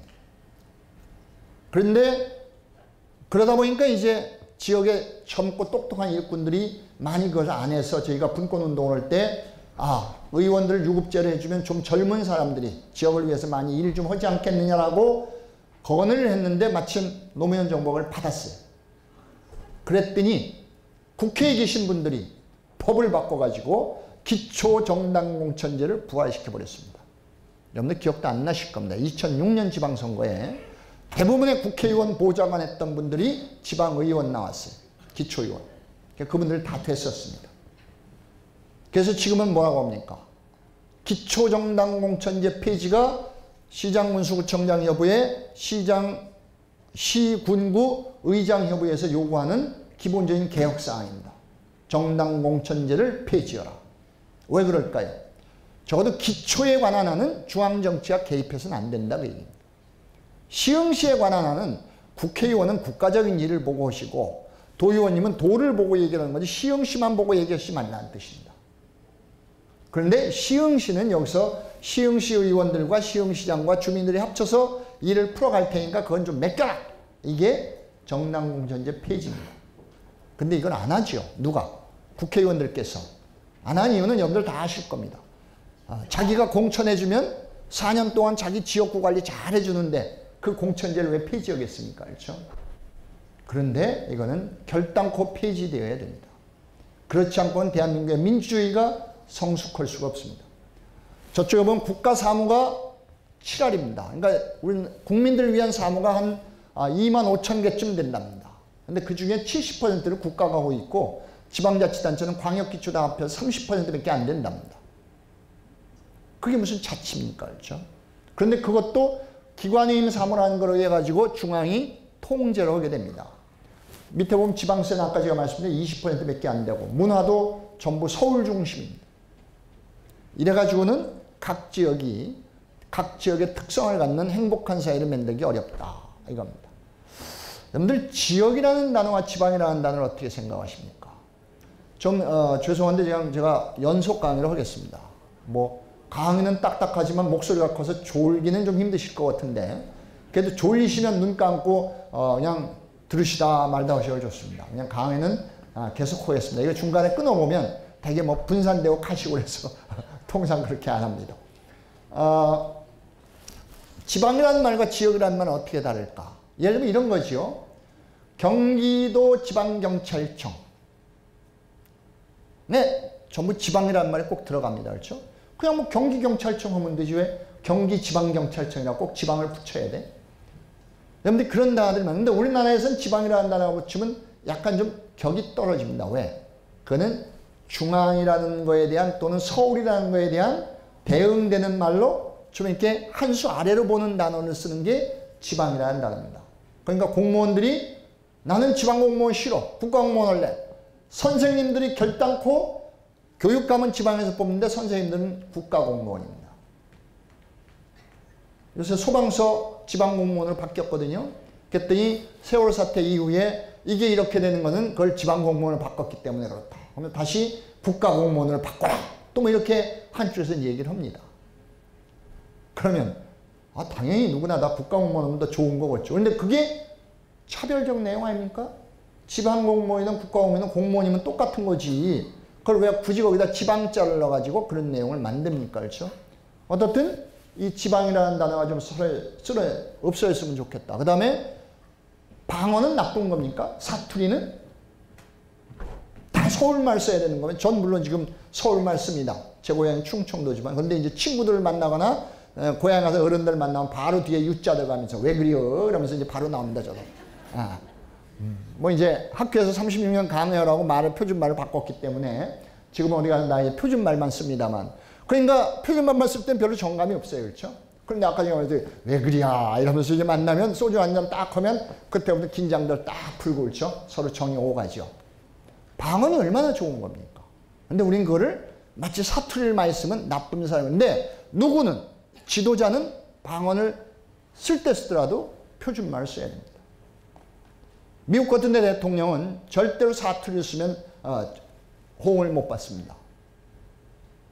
그런데 그 사람의 말하는 틀을 보면 미국 사람 저게 어디식 사투리구나 하는 걸 압니다. 과거에 김영삼 대통령께서 도저히 못 바꿨습니다. 그렇죠? 합니다. 그렇죠? 의를 못 하셔서. 그런데 내 주변에 있는 많은 경상도 학자들은 다 의를 의라고 얘기를 합니다. 엄청난 노력을 했다는 거죠. 그 지도자는 또는 그런 위치에 있을 사람들은 표준어와 방언을 둘 다 할 줄 알아야 되는 거죠. 어떻든 그럼 왜 지방대라고 부릅니까? 그러면 지방대의 반대는 어디입니까? 서울대입니까? 서울도 지방입니다. 서울도 지방자치단체 아니야. 그런데 왜 지방대라는 말을 붙이는데 우리는 아무 저항 없이 쓰지 않습니까? 그러니까 한쪽에서는 보이지 않게 차등하는 겁니다. 에이 자식아, 서울에 있는 대학도 못 가고 지방대 가고 말이야. 이렇게 자꾸를 주면서 얘기를 하니 지방대학을 더 안 가는 거죠. 저희 세대는 부산대, 경북대 각 지역의 국립대학은요, 그 지역에 진짜 가정이 어렵고 수재들이 갔었습니다. 근데 요새는 안 그렇습니다. 왜 그렇게 만들었을까요? 우리 사회가 이렇게 만든 겁니다. 자, 이런 것들, 신문도 지방신문이라. 그럼 서울신문은 아주 좋은 신문이고 지방신문은 후진신문이고, 그 생각을 하는 순간 여러분들은 후진 사람들입니다. 그렇죠? 지방 사람이니까. 자, 우리 의식 속에 남아있는 우리를 옥죄는 차별적 단어들을 우리 스스로 없애야 된다라는 게, 그래서 지역으로 바꾸자. 지방이 죽어야 지역이 산다. 저희 분권운동하는 단어입니다. 우리들 마음속에, 잠재의식 속에 차별을 없애지 않는 한. 그러니까 공무원도 다 같은 공무원이면 공무원이지 꼭 지방공무원, 국가공무원 나눈 것 자체가 잘못됐다고 뜻입니다. 대한민국 국가공무원, 이거 책 표지 갖다 드린 거예요, 여러분들한테. 어떤 사람이 쓴 책 표지에 나는 대한민국 국가공무원이다. 아, 잘났어 진짜. 그렇죠? 그러니까 이쪽은 뭡니까? 소방관 그들을 국가직으로 작년에 났던 신문 쪼가리입니다. 자, 이런 것들이 어떤 거는 물론 소방직에 대한 처우를 잘해야 된다 이런 거는 당연하죠. 그런데 국가직으로 갔을 때 그 국가직에서 뭘 사줬습니까? 소방복을 사줬는데 불에 타는 걸 사줬다는 거 아니에요? 그렇죠? 조달청이 사서 보급을 했는데 불에 타는 소방복을 주고 그럼 그 사람들 가서 구하라는 얘기입니까? 같이 가 타 죽으라는 얘기입니까? 이런 식의 일들을 하면서도 그런데도 국가직으로 가야 된다고 얘기를 합니다. 자, 이런 것들 최근에 나는 거는 이거보다 더 있는데, 삼척에서 작년 6월에 선거가 끝난 다음에 시장이 바뀌었어요. 무소속으로. 그 이전에는 여당의 의원들이 다수라 거기서 발전소 유치를 의결했습니다. 지방의회에서. 그러니까 이제 중앙정부에 건설하기로 약속을 했는데 무소속으로 단체장이 바뀌면서 단체장이 반대를 하고 시장에 나와 된 겁니다. 나는 핵발전소 유치를 반대하겠다고 구호를 걸고 시장이 됐어요. 그래서 이제 그 다음에 시민들이 돈을 걷어가지고 주민투표를 했습니다. 시장 뽑을 때 투표율보다 더 높았답니다. 그런데 80%가 유치 반대 의결을 반대 찬성을 한 겁니다. 그랬더니 중앙정부에 뭐라고 하냐면 핵발전소 어디에다 짓느냐를 결정하는 건 지방정부의 역할이 아니고 국가사무다. 뭘 건방지게 너희가 짓는다 만다 너희가 투표를 결정하냐 안 된다 이렇게 얘기했답니다. 그런데 그래서 어떤 분이 얼마 전에 또 개인 신문에 썼는데 그렇게 안전한 거면 여의도에다 짓지 왜 섬천에다 짓냐? 이렇게 글을 썼어요. 맞는 말이죠. 그렇게 안전하면 왜 서울 근처 물이 있는 데를 해야 되니까 한강변이나 저 어디 인천 앞바다 같은 데 지면 되지 왜 꼭 동해안 바다에다 갖다 지려고 그러냐? 사고 나면 누가 다 죽습니까? 서울 사람이 죽나요? 삼척 시민이 죽나요? 그러니까 자기들의 운명에 관련된 걸 자기들이 좀 의견을 해보겠다는데 중앙정부는 NO. 밑에는 뭐냐 하면 정선 지역에 인구가 없으니까 아이를 끌어들이려고 고등학교까지 수업료를 대주겠다 이렇게 결정을 했대요. 지방의회에서. 청부에서 안 돼. NO. 그건 위반이야. 못하게 했습니다. 도대체 정선군의 인구가 줄어들고 정선군이 망해가는 거를 누가 지켜줍니까? 중앙정부가 지켜줍니까? 정선군민이 지켜야 됩니까? 그런데 중앙정부는 NO 해버린 겁니다. 며칠 전 내용입니다. 며칠 전. 역시 정선인가 어디 횡성인가에서 자기 지역의 노인들이었나요? 노인들인데 아주 어려운 노인들이 있는데 보청기를 정부에서 30만 원을 보조했는데 뭐해서 보청기가 한 100만 원이 넘는답니다. 저도 한 10년쯤 있으면 껴야 될 것 같은데. 그러니까 이제 30만 원 보조해가지고 그걸 못 끼는 노인네들이 한 20, 30명 됐대요. 그래서 의회에서 그거를 전부 사주자라고 결정을 했더니 중앙정부에서 복지부 장관이 반대했습니다. 왜 반대하냐? 사회보장법에 보면 새로운 보장제도를 도입할 때는 복지부 장관과 협의해야 된다고 했는데 협의한 적이 없다. 안 된다라고 얘기를 했답니다. 이게 무슨 자치입니까? 그렇죠? 동네 어려운 노인들을 위해서 보청기 하나도 못 껴주는 그런 시장 군수라면 그까이 그 뭘 하고 둡니까? 그렇죠? 대구 현 정부의 아주 핵심 지지인 거기 어디에서도 또 비슷한 일을 한 겁니다. 노인들을 위해서 생활 낮에만 뭐라고 하는데 24시간 보호 혜택을 주기로 결정을 했더니 역시 또 했다는 겁니다. 도대체 중앙정부라는 건 뭐 하는 존재인데 지방이 하기만 하면 노노거리느냐는 거죠. 이게 자치의 중앙은 영원한 갑이고 지방은 영원한 을로 생각하고 제가 했죠. 지배종속 관계를 생각하는 겁니다. 국민이 생각하는 부패 세력은 누구일까? 여론조사를 해보니까 1위가 정당, 그 다음이 국회, 그 다음에 종교단체, 그 다음에 공무원, 그 다음에 사법부 순으로 나왔답니다. 제 얘기 아닙니다. 여론조사입니다. 저 잘못 얘기하면 맞습니다.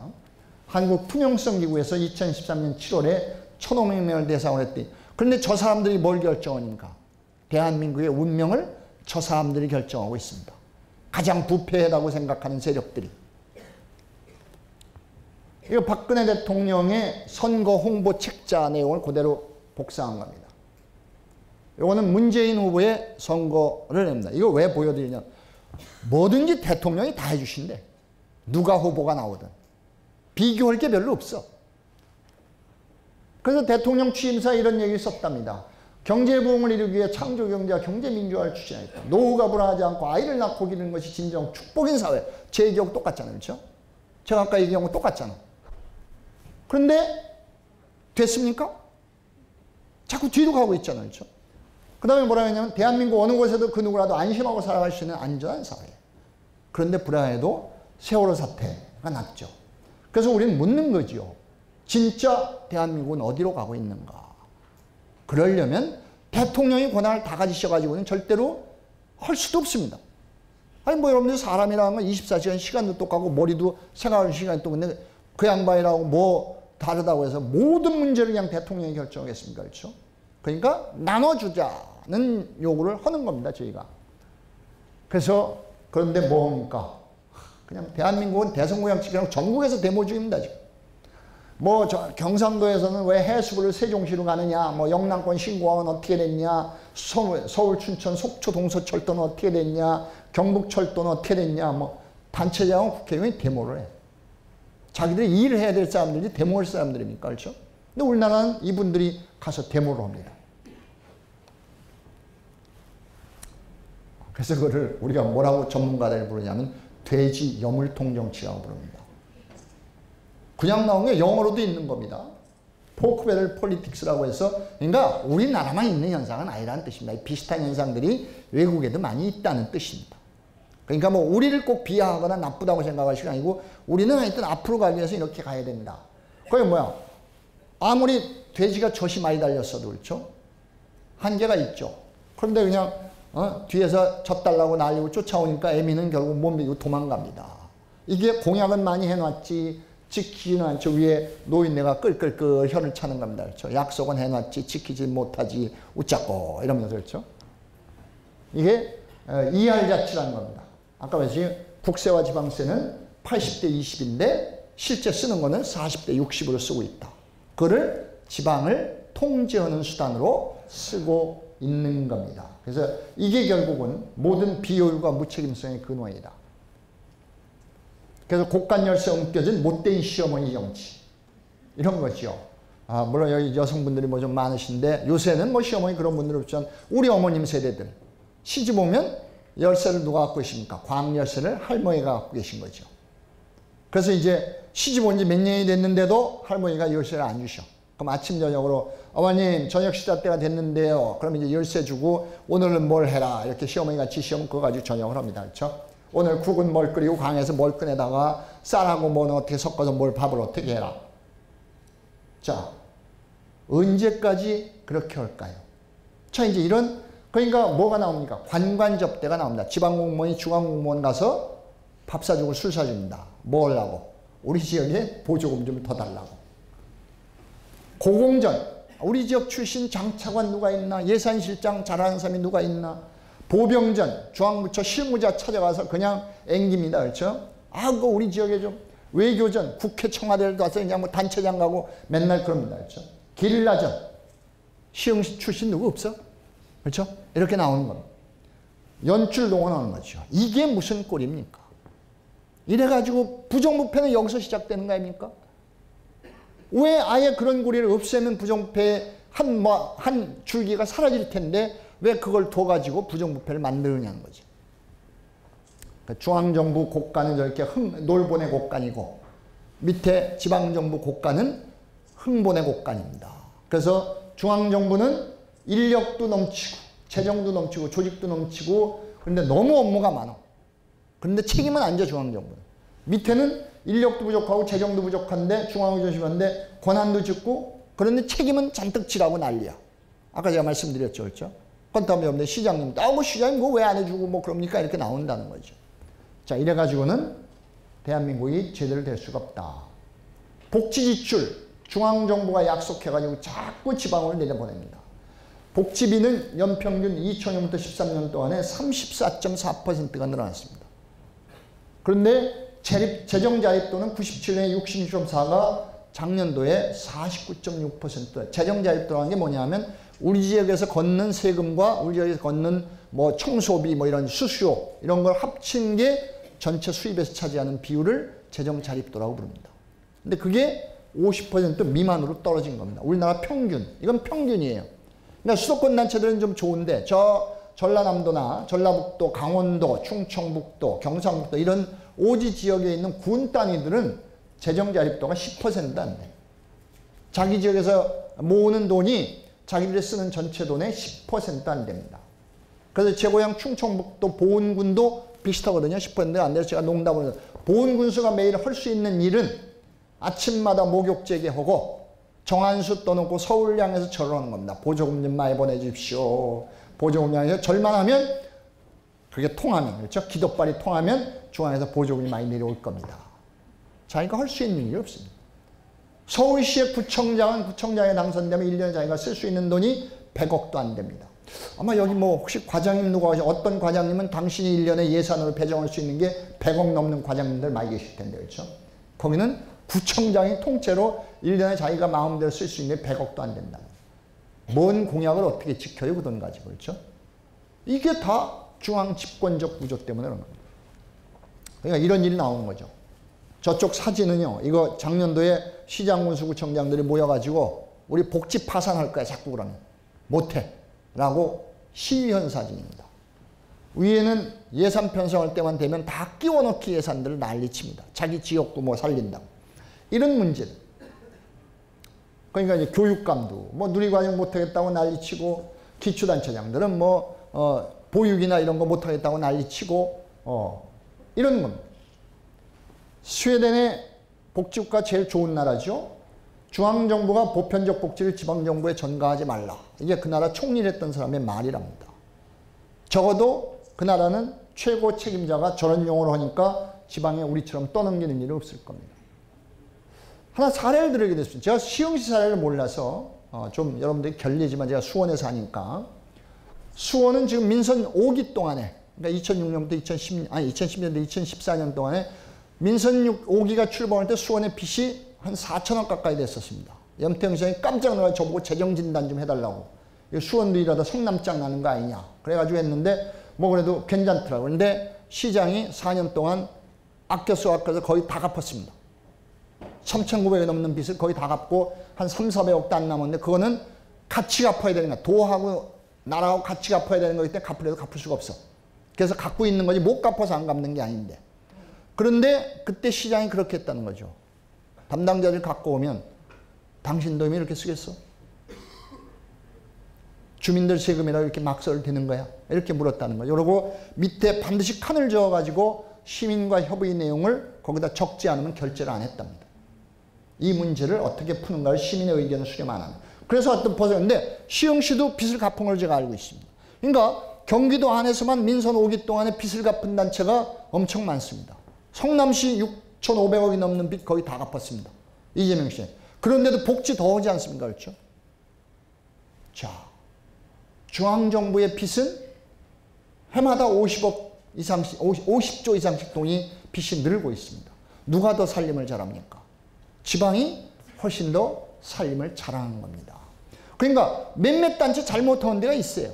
근데 뭡니까? 지방자치단체가 242개인데, 그러니까 아들로 치면 242개의 아들인데 그 중에 뭐 조폭도 있을 거고 그렇죠? 그 중에 사기꾼도 있을 거고 많이 있겠죠. 그러나 나머지 아들, 딸 다 열심히 잘 살고 있습니다.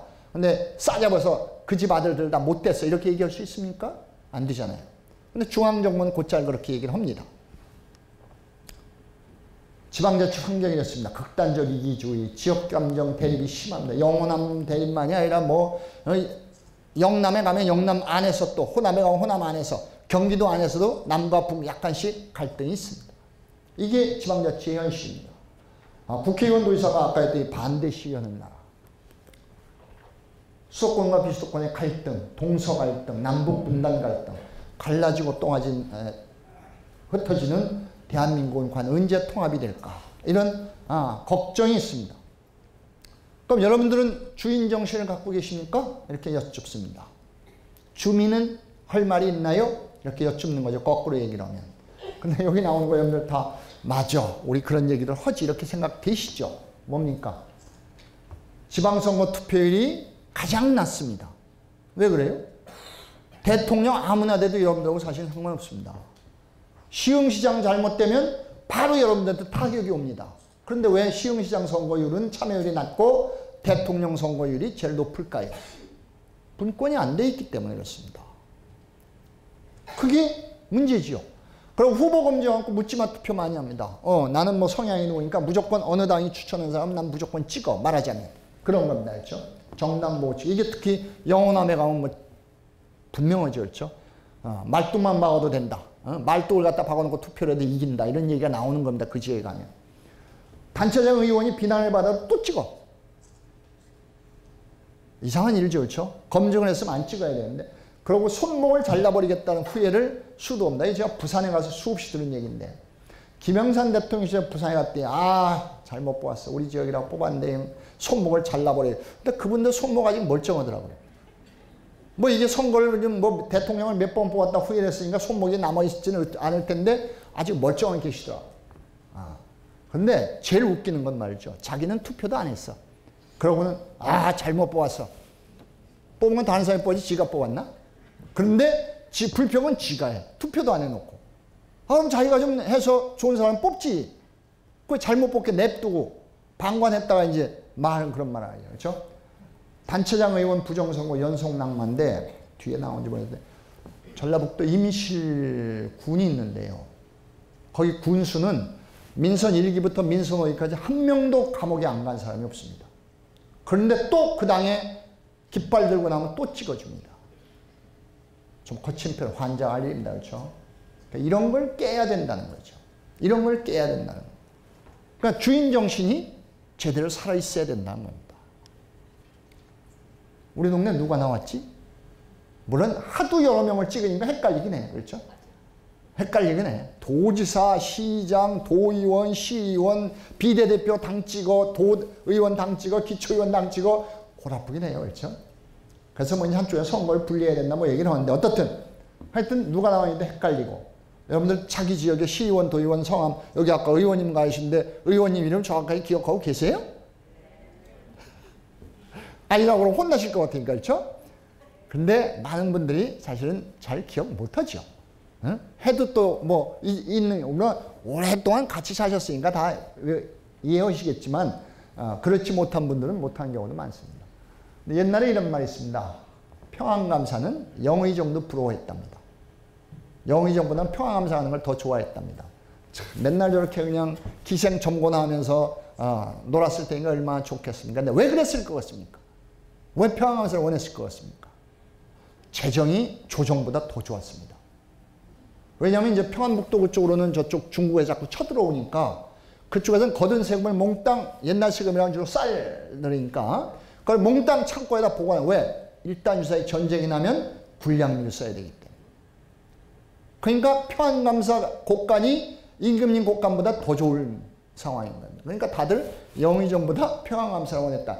거꾸로 얘기하면 뭡니까? 지방분권을 잘해보십시오. 대통령 하려고 하는 사람보다 시흥시장 하려고 하는 사람이 더 많아질지도 모른다. 그 뜻입니다. 시장 끝발이 대통령보다 더 좋다고 생각한다면 물론 대통령과는 비교가 안 되겠죠. 그렇죠? 그러나 그럴 일도 있을 수 있다고 합니다. 이거 단체장 비리 어디까지? 이거 뭐 제가 여기 써있네요. 그렇죠? 지방분권을 지지하긴 하지만 지방자치단체에서 일부 잘못하고 있는 데도 있지요. 그거는 누가? 우리가 감시해야 하는, 시민들이 감시를 해야 되는 겁니다. 책임을 물어야죠. 그래서 전북대 강준만 교수라고 있는데 아주 뭐 책을 뭐 수백 권을 쓴 친구입니다. 저는 뭐 다 해봐야 열몇 권밖에 책을 못 썼는데 이 친구는 뭐 쓴 책이 한 200권 넘을 겁니다. 참 탁월한 친구인데 그 친구가 쓴 책 중에 이런 책이 있습니다. 지방은 식민지다. 단어를 듣기만 해도 여러분들 끔찍하지 않습니까? 식민지가 뭡니까? 식민지가. 그런데 저 친구가 실상을 분석하고 그래 이거는 식민지다. 식민이나 다름없다. 이게 중앙의 식민지지 이게 무슨 자치냐 라고 개탄을 하면서 쓴 책의 제목입니다. 그럼 이제 어떻게 할까요? 조금 빨리빨리 넘어가겠습니다. 자치와 분권 뭘 의미하는 걸까요? 자치는 뭐고 분권은 뭐고.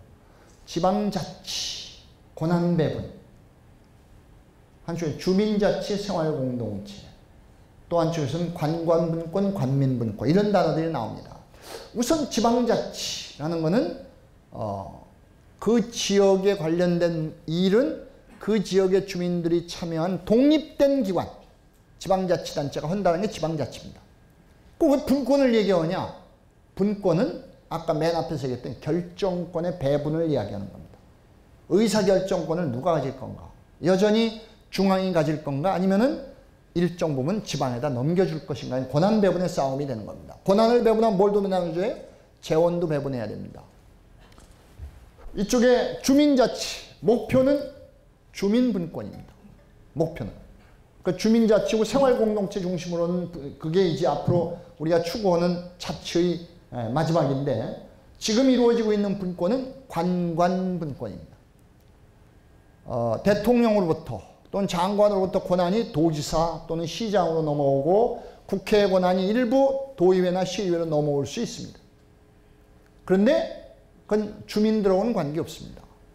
그래서 우리는 그런 걸 관관분권이라고 부릅니다. 그런데 정부에서, 지방정부든 중앙정부든 정부에서는 결정의 상당 부분을 좀 직접 주민들의 의견을 들어서 결정하라. 그게 관민분권을 이야기하는 겁니다.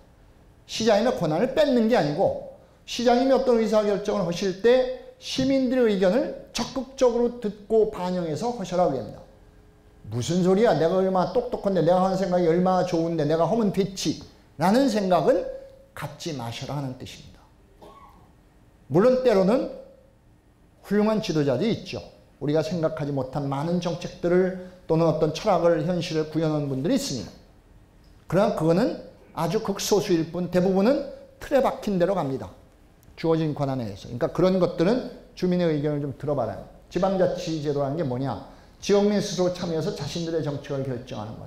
공간적으로 시흥시 안의 일은 시흥시에서 하는 것. 그 다음에 풀뿌리 민주주의 학교입니다. 우리의 문제 우리가 결정한 일 우리 해본 적이 없습니다. 아주 훌륭한 지도자들이 잘해서 뭐 경제성장도 제가 소득도 돈도 나눠주고 길도 닦아주고 모두 해주면 좋다고 생각을 했는데 그게 진짜 우리들을 위한 것인가는 생각을 안 해봤습니다. 예, 이런 거죠. 중앙정부가 노인이 몇 명 이상 되는 지역에 모두 다 노인정을 져라. 그렇죠? 아이가 몇 명 이상 되는 데는 무조건 보육원을 설치해라. 문화관광체육부에서 각 시마다 공서운동장 또는 체육관을 하나씩 지어라. 그래가지고 보조금을 내려보냅니다. 그랬더니 충청남도 저기 어디 가면 공서운동장이 어디 있는 줄 아세요? 채석장에다가 공서운동장을 만들었습니다. 왜 거기다 만들었을까요? 채석장 주인이 그때 군수님 친구요. 그래서 시민들 찾아가게 되면 산속에 채석장 자리에다가 공서운동장을 떡하니 부정은 없습니다. 거기까지는 전제합시다. 내가 모르니까. 부정은 없는데 거기다가 도대체 공서운동장을 만든 건 누굴 위해서 만든 거냐는 겁니다. 1년에 몇 번 쓸 것이며 그렇죠? 이런 일들이 간혹 여기저기서 생깁니다. 그러니까 그거는 뭡니까? 풀뿌리 민주주의 훈련을 제대로 아직 못해서 그런 겁니다. 자, 자신의 결정에 대해서는 책임을 져야 되는 겁니다. 누가? 주민들이. 단체장이 결정했으니까 내 거 아니야. 내 책임 아니야. 그건 무슨 누가 뽑았는데? 누가 그런 이런 걸 방치했는데? 주민이 방치한 거죠. 그렇죠? 여러분들의 책임입니다. 분권은 중앙의 권리에 집중된 권한을 나누는 것. 그래서 맨 밑에 이제 지방 분권은 개헌이 필요하다라고 합니다. 질문 드리는 겁니다. 시흥 시민에게 가장 시급한 복지는 뭘까요? 8개를 물론 짧게 뭐 지금 보여드리니까 생각해 보시고 내가 생각할 땐 이건데 다르겠죠. 노인 생각 또 노부모를 모시고 있는 분과 그렇지 않은 분, 아이가 많으니까 그렇지 않으니 뭐 다 다르겠죠. 그렇죠? 생각이. 어쨌든 저쪽에는 시흥 시민의 안전을 위해서 가장 시급한 정책은 뭘까요? 여기저기 자꾸 그냥 도둑이 있고 우리 수원시는 2년에 한 번씩이야 끔찍한 사고가 일어납니다. 무슨 토막살이 이런 게 나왔는데 그러니까 맨날 나면 이제 염태영 시장 뭐 일 잘한다고 그러더니 수원 뭐 수원 엉망이야 뭐 이렇게 얘기를 욕을 먹습니다.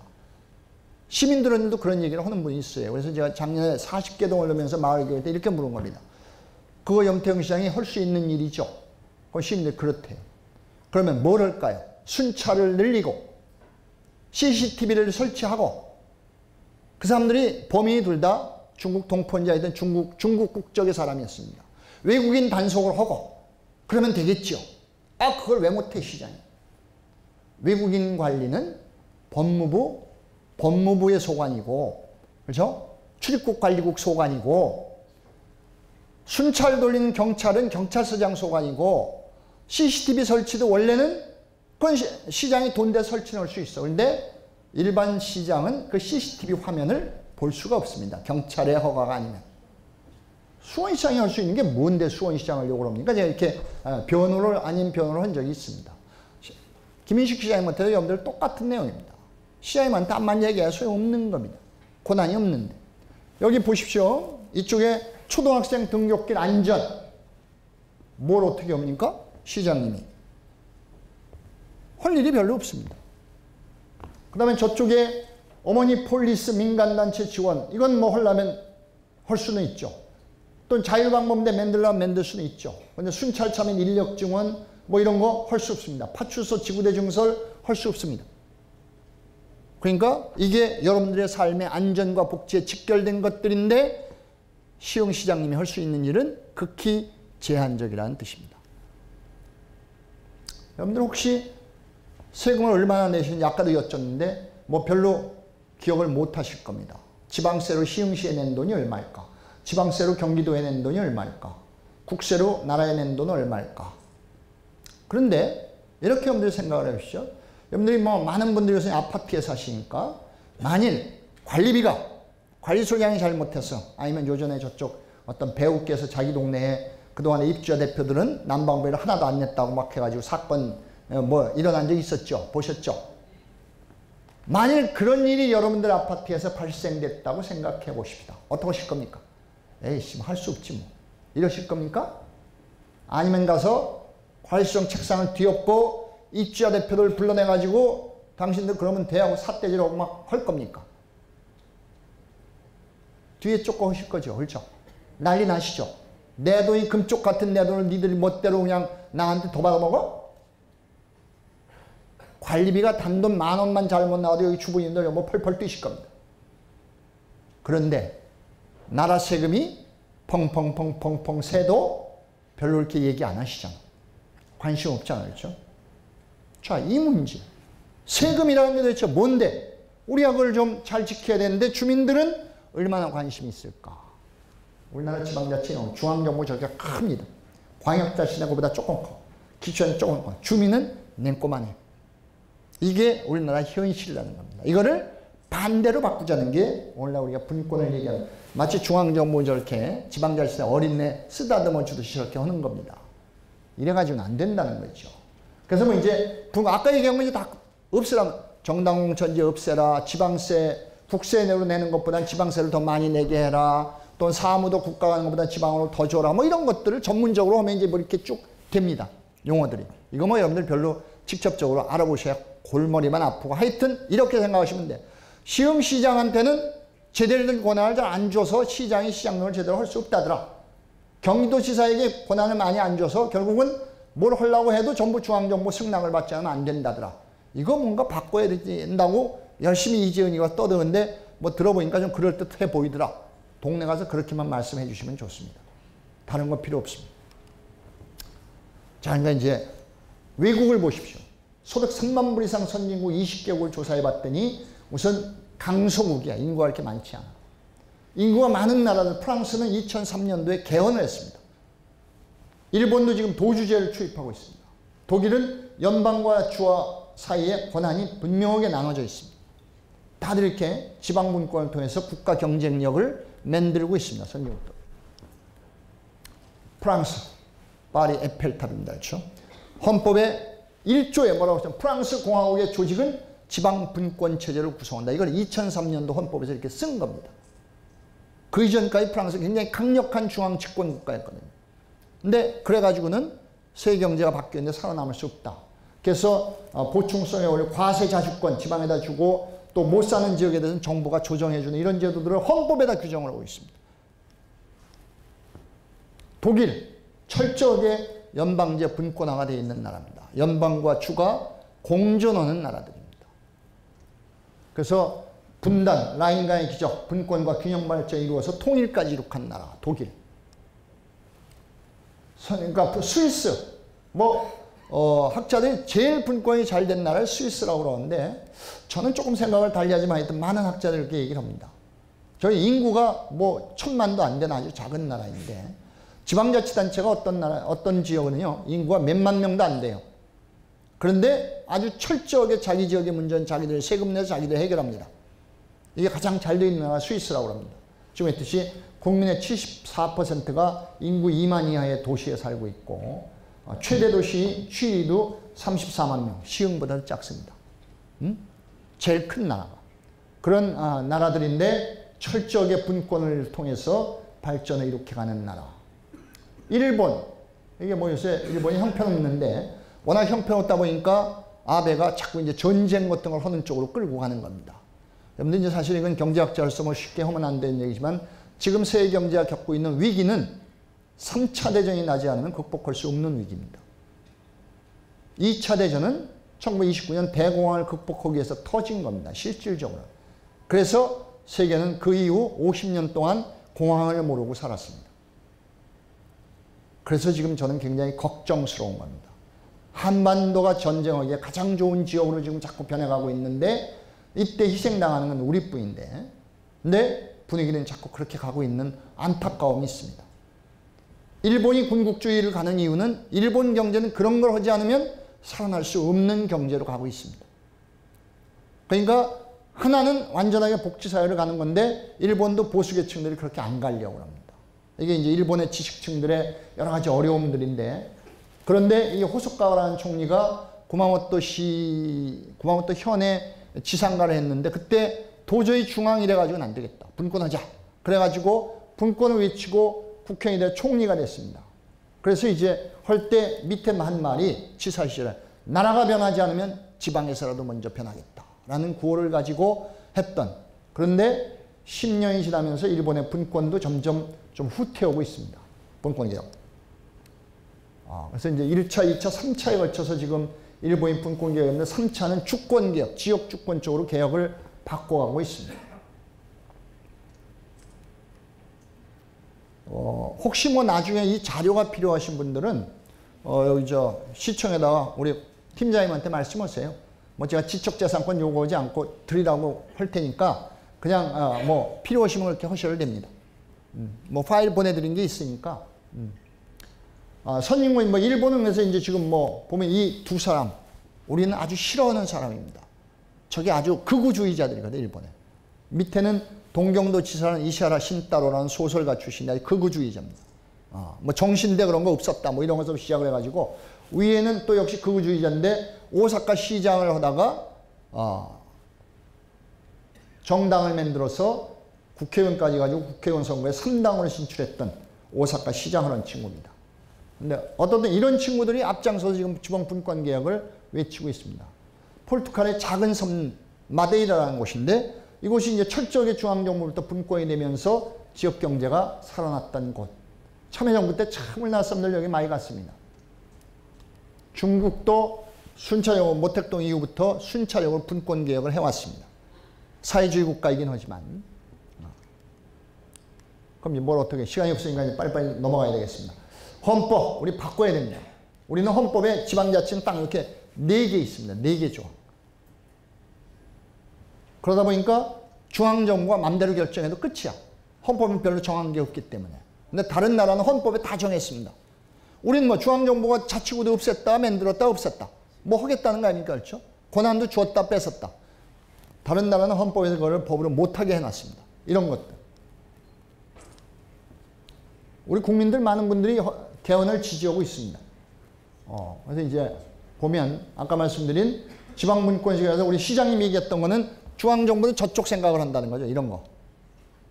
대통령 권한이 넘어가 국무총리로 또는 국회로 사법부인데 우리가 얘기하는 건 중앙정부의 도로, 도에서 시로, 시에서 주민들에게도 넘겨주라는 게 우리가 얘기하는 분권개혁의 내용입니다. 좀 넘어가겠습니다.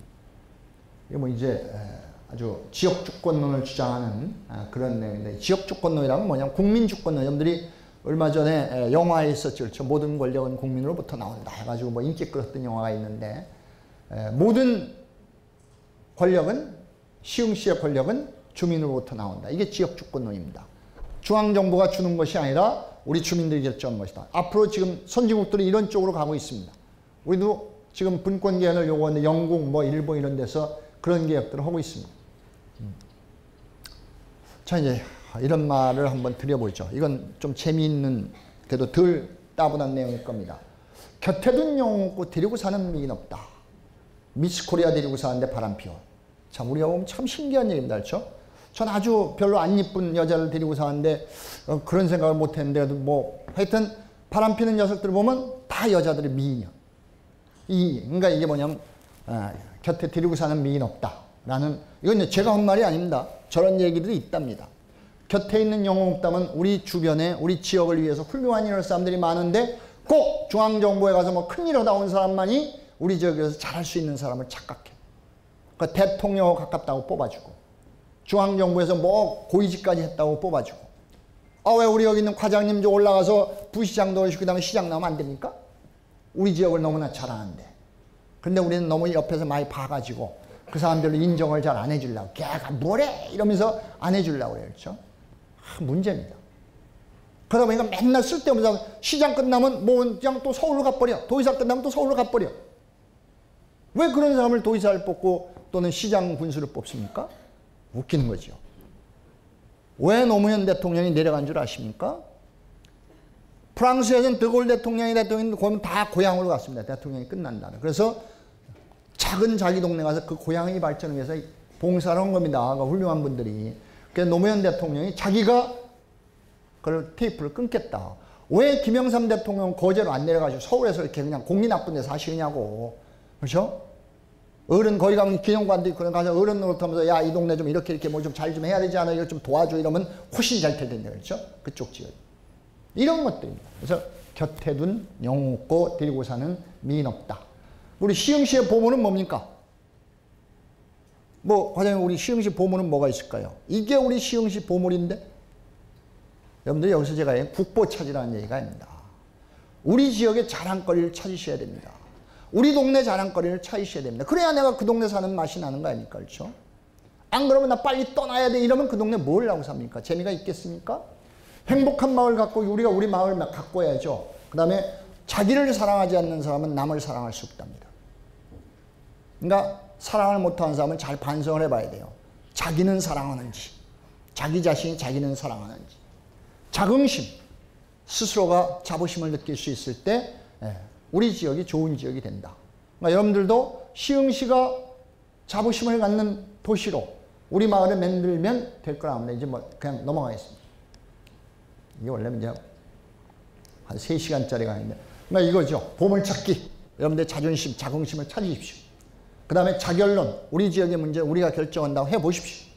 그 다음에 우리 지역을 어떻게 우리끼리 만들어 갈 것인가, 우리 동네를 어떻게 사람 사는 동네를 만들 것인가.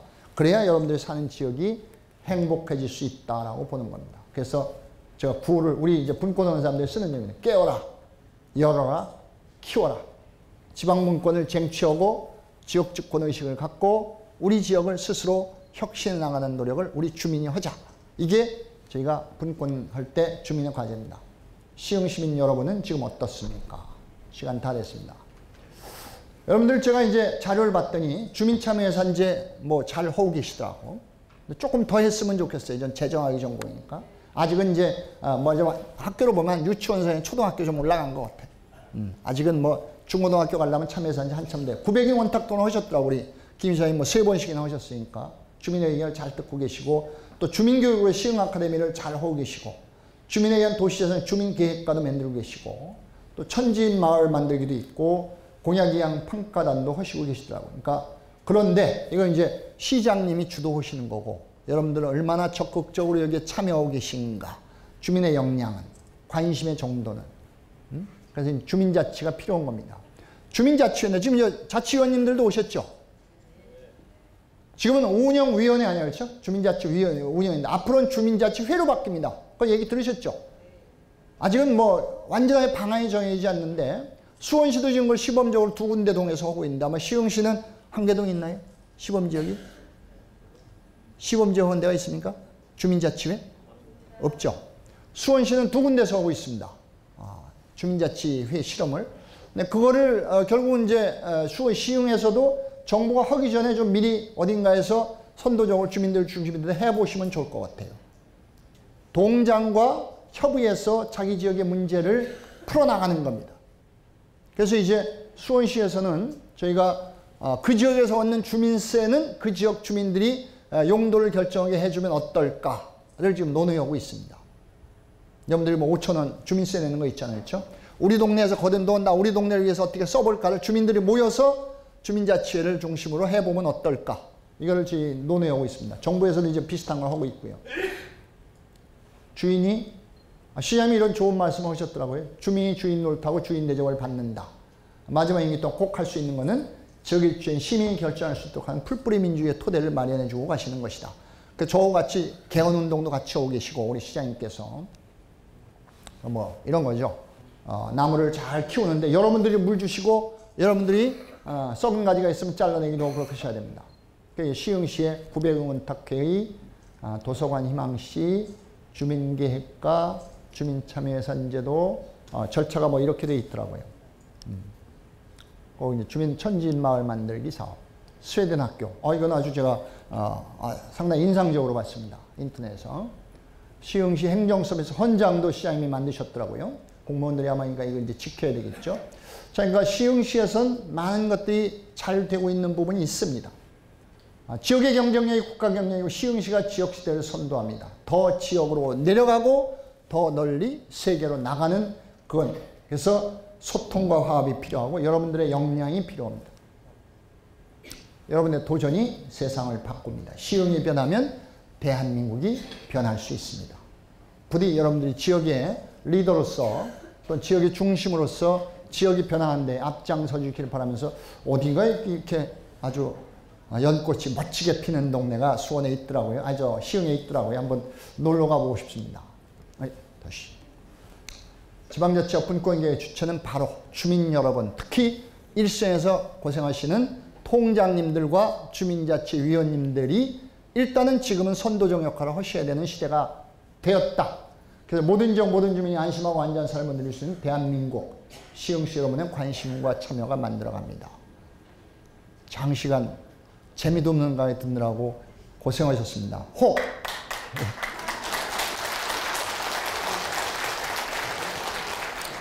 뭐 지금도 짜증나는데 질문하라고 그러면 많으실 거 텐데 그래도 혹! 야, 이거 내가 네 의견 한번 좀 듣고 싶다 하는 게 있으시면 얘기하시고 없으시면 이걸로 그냥 강의를 마치도록 하겠습니다. 고맙습니다. 고맙습니다.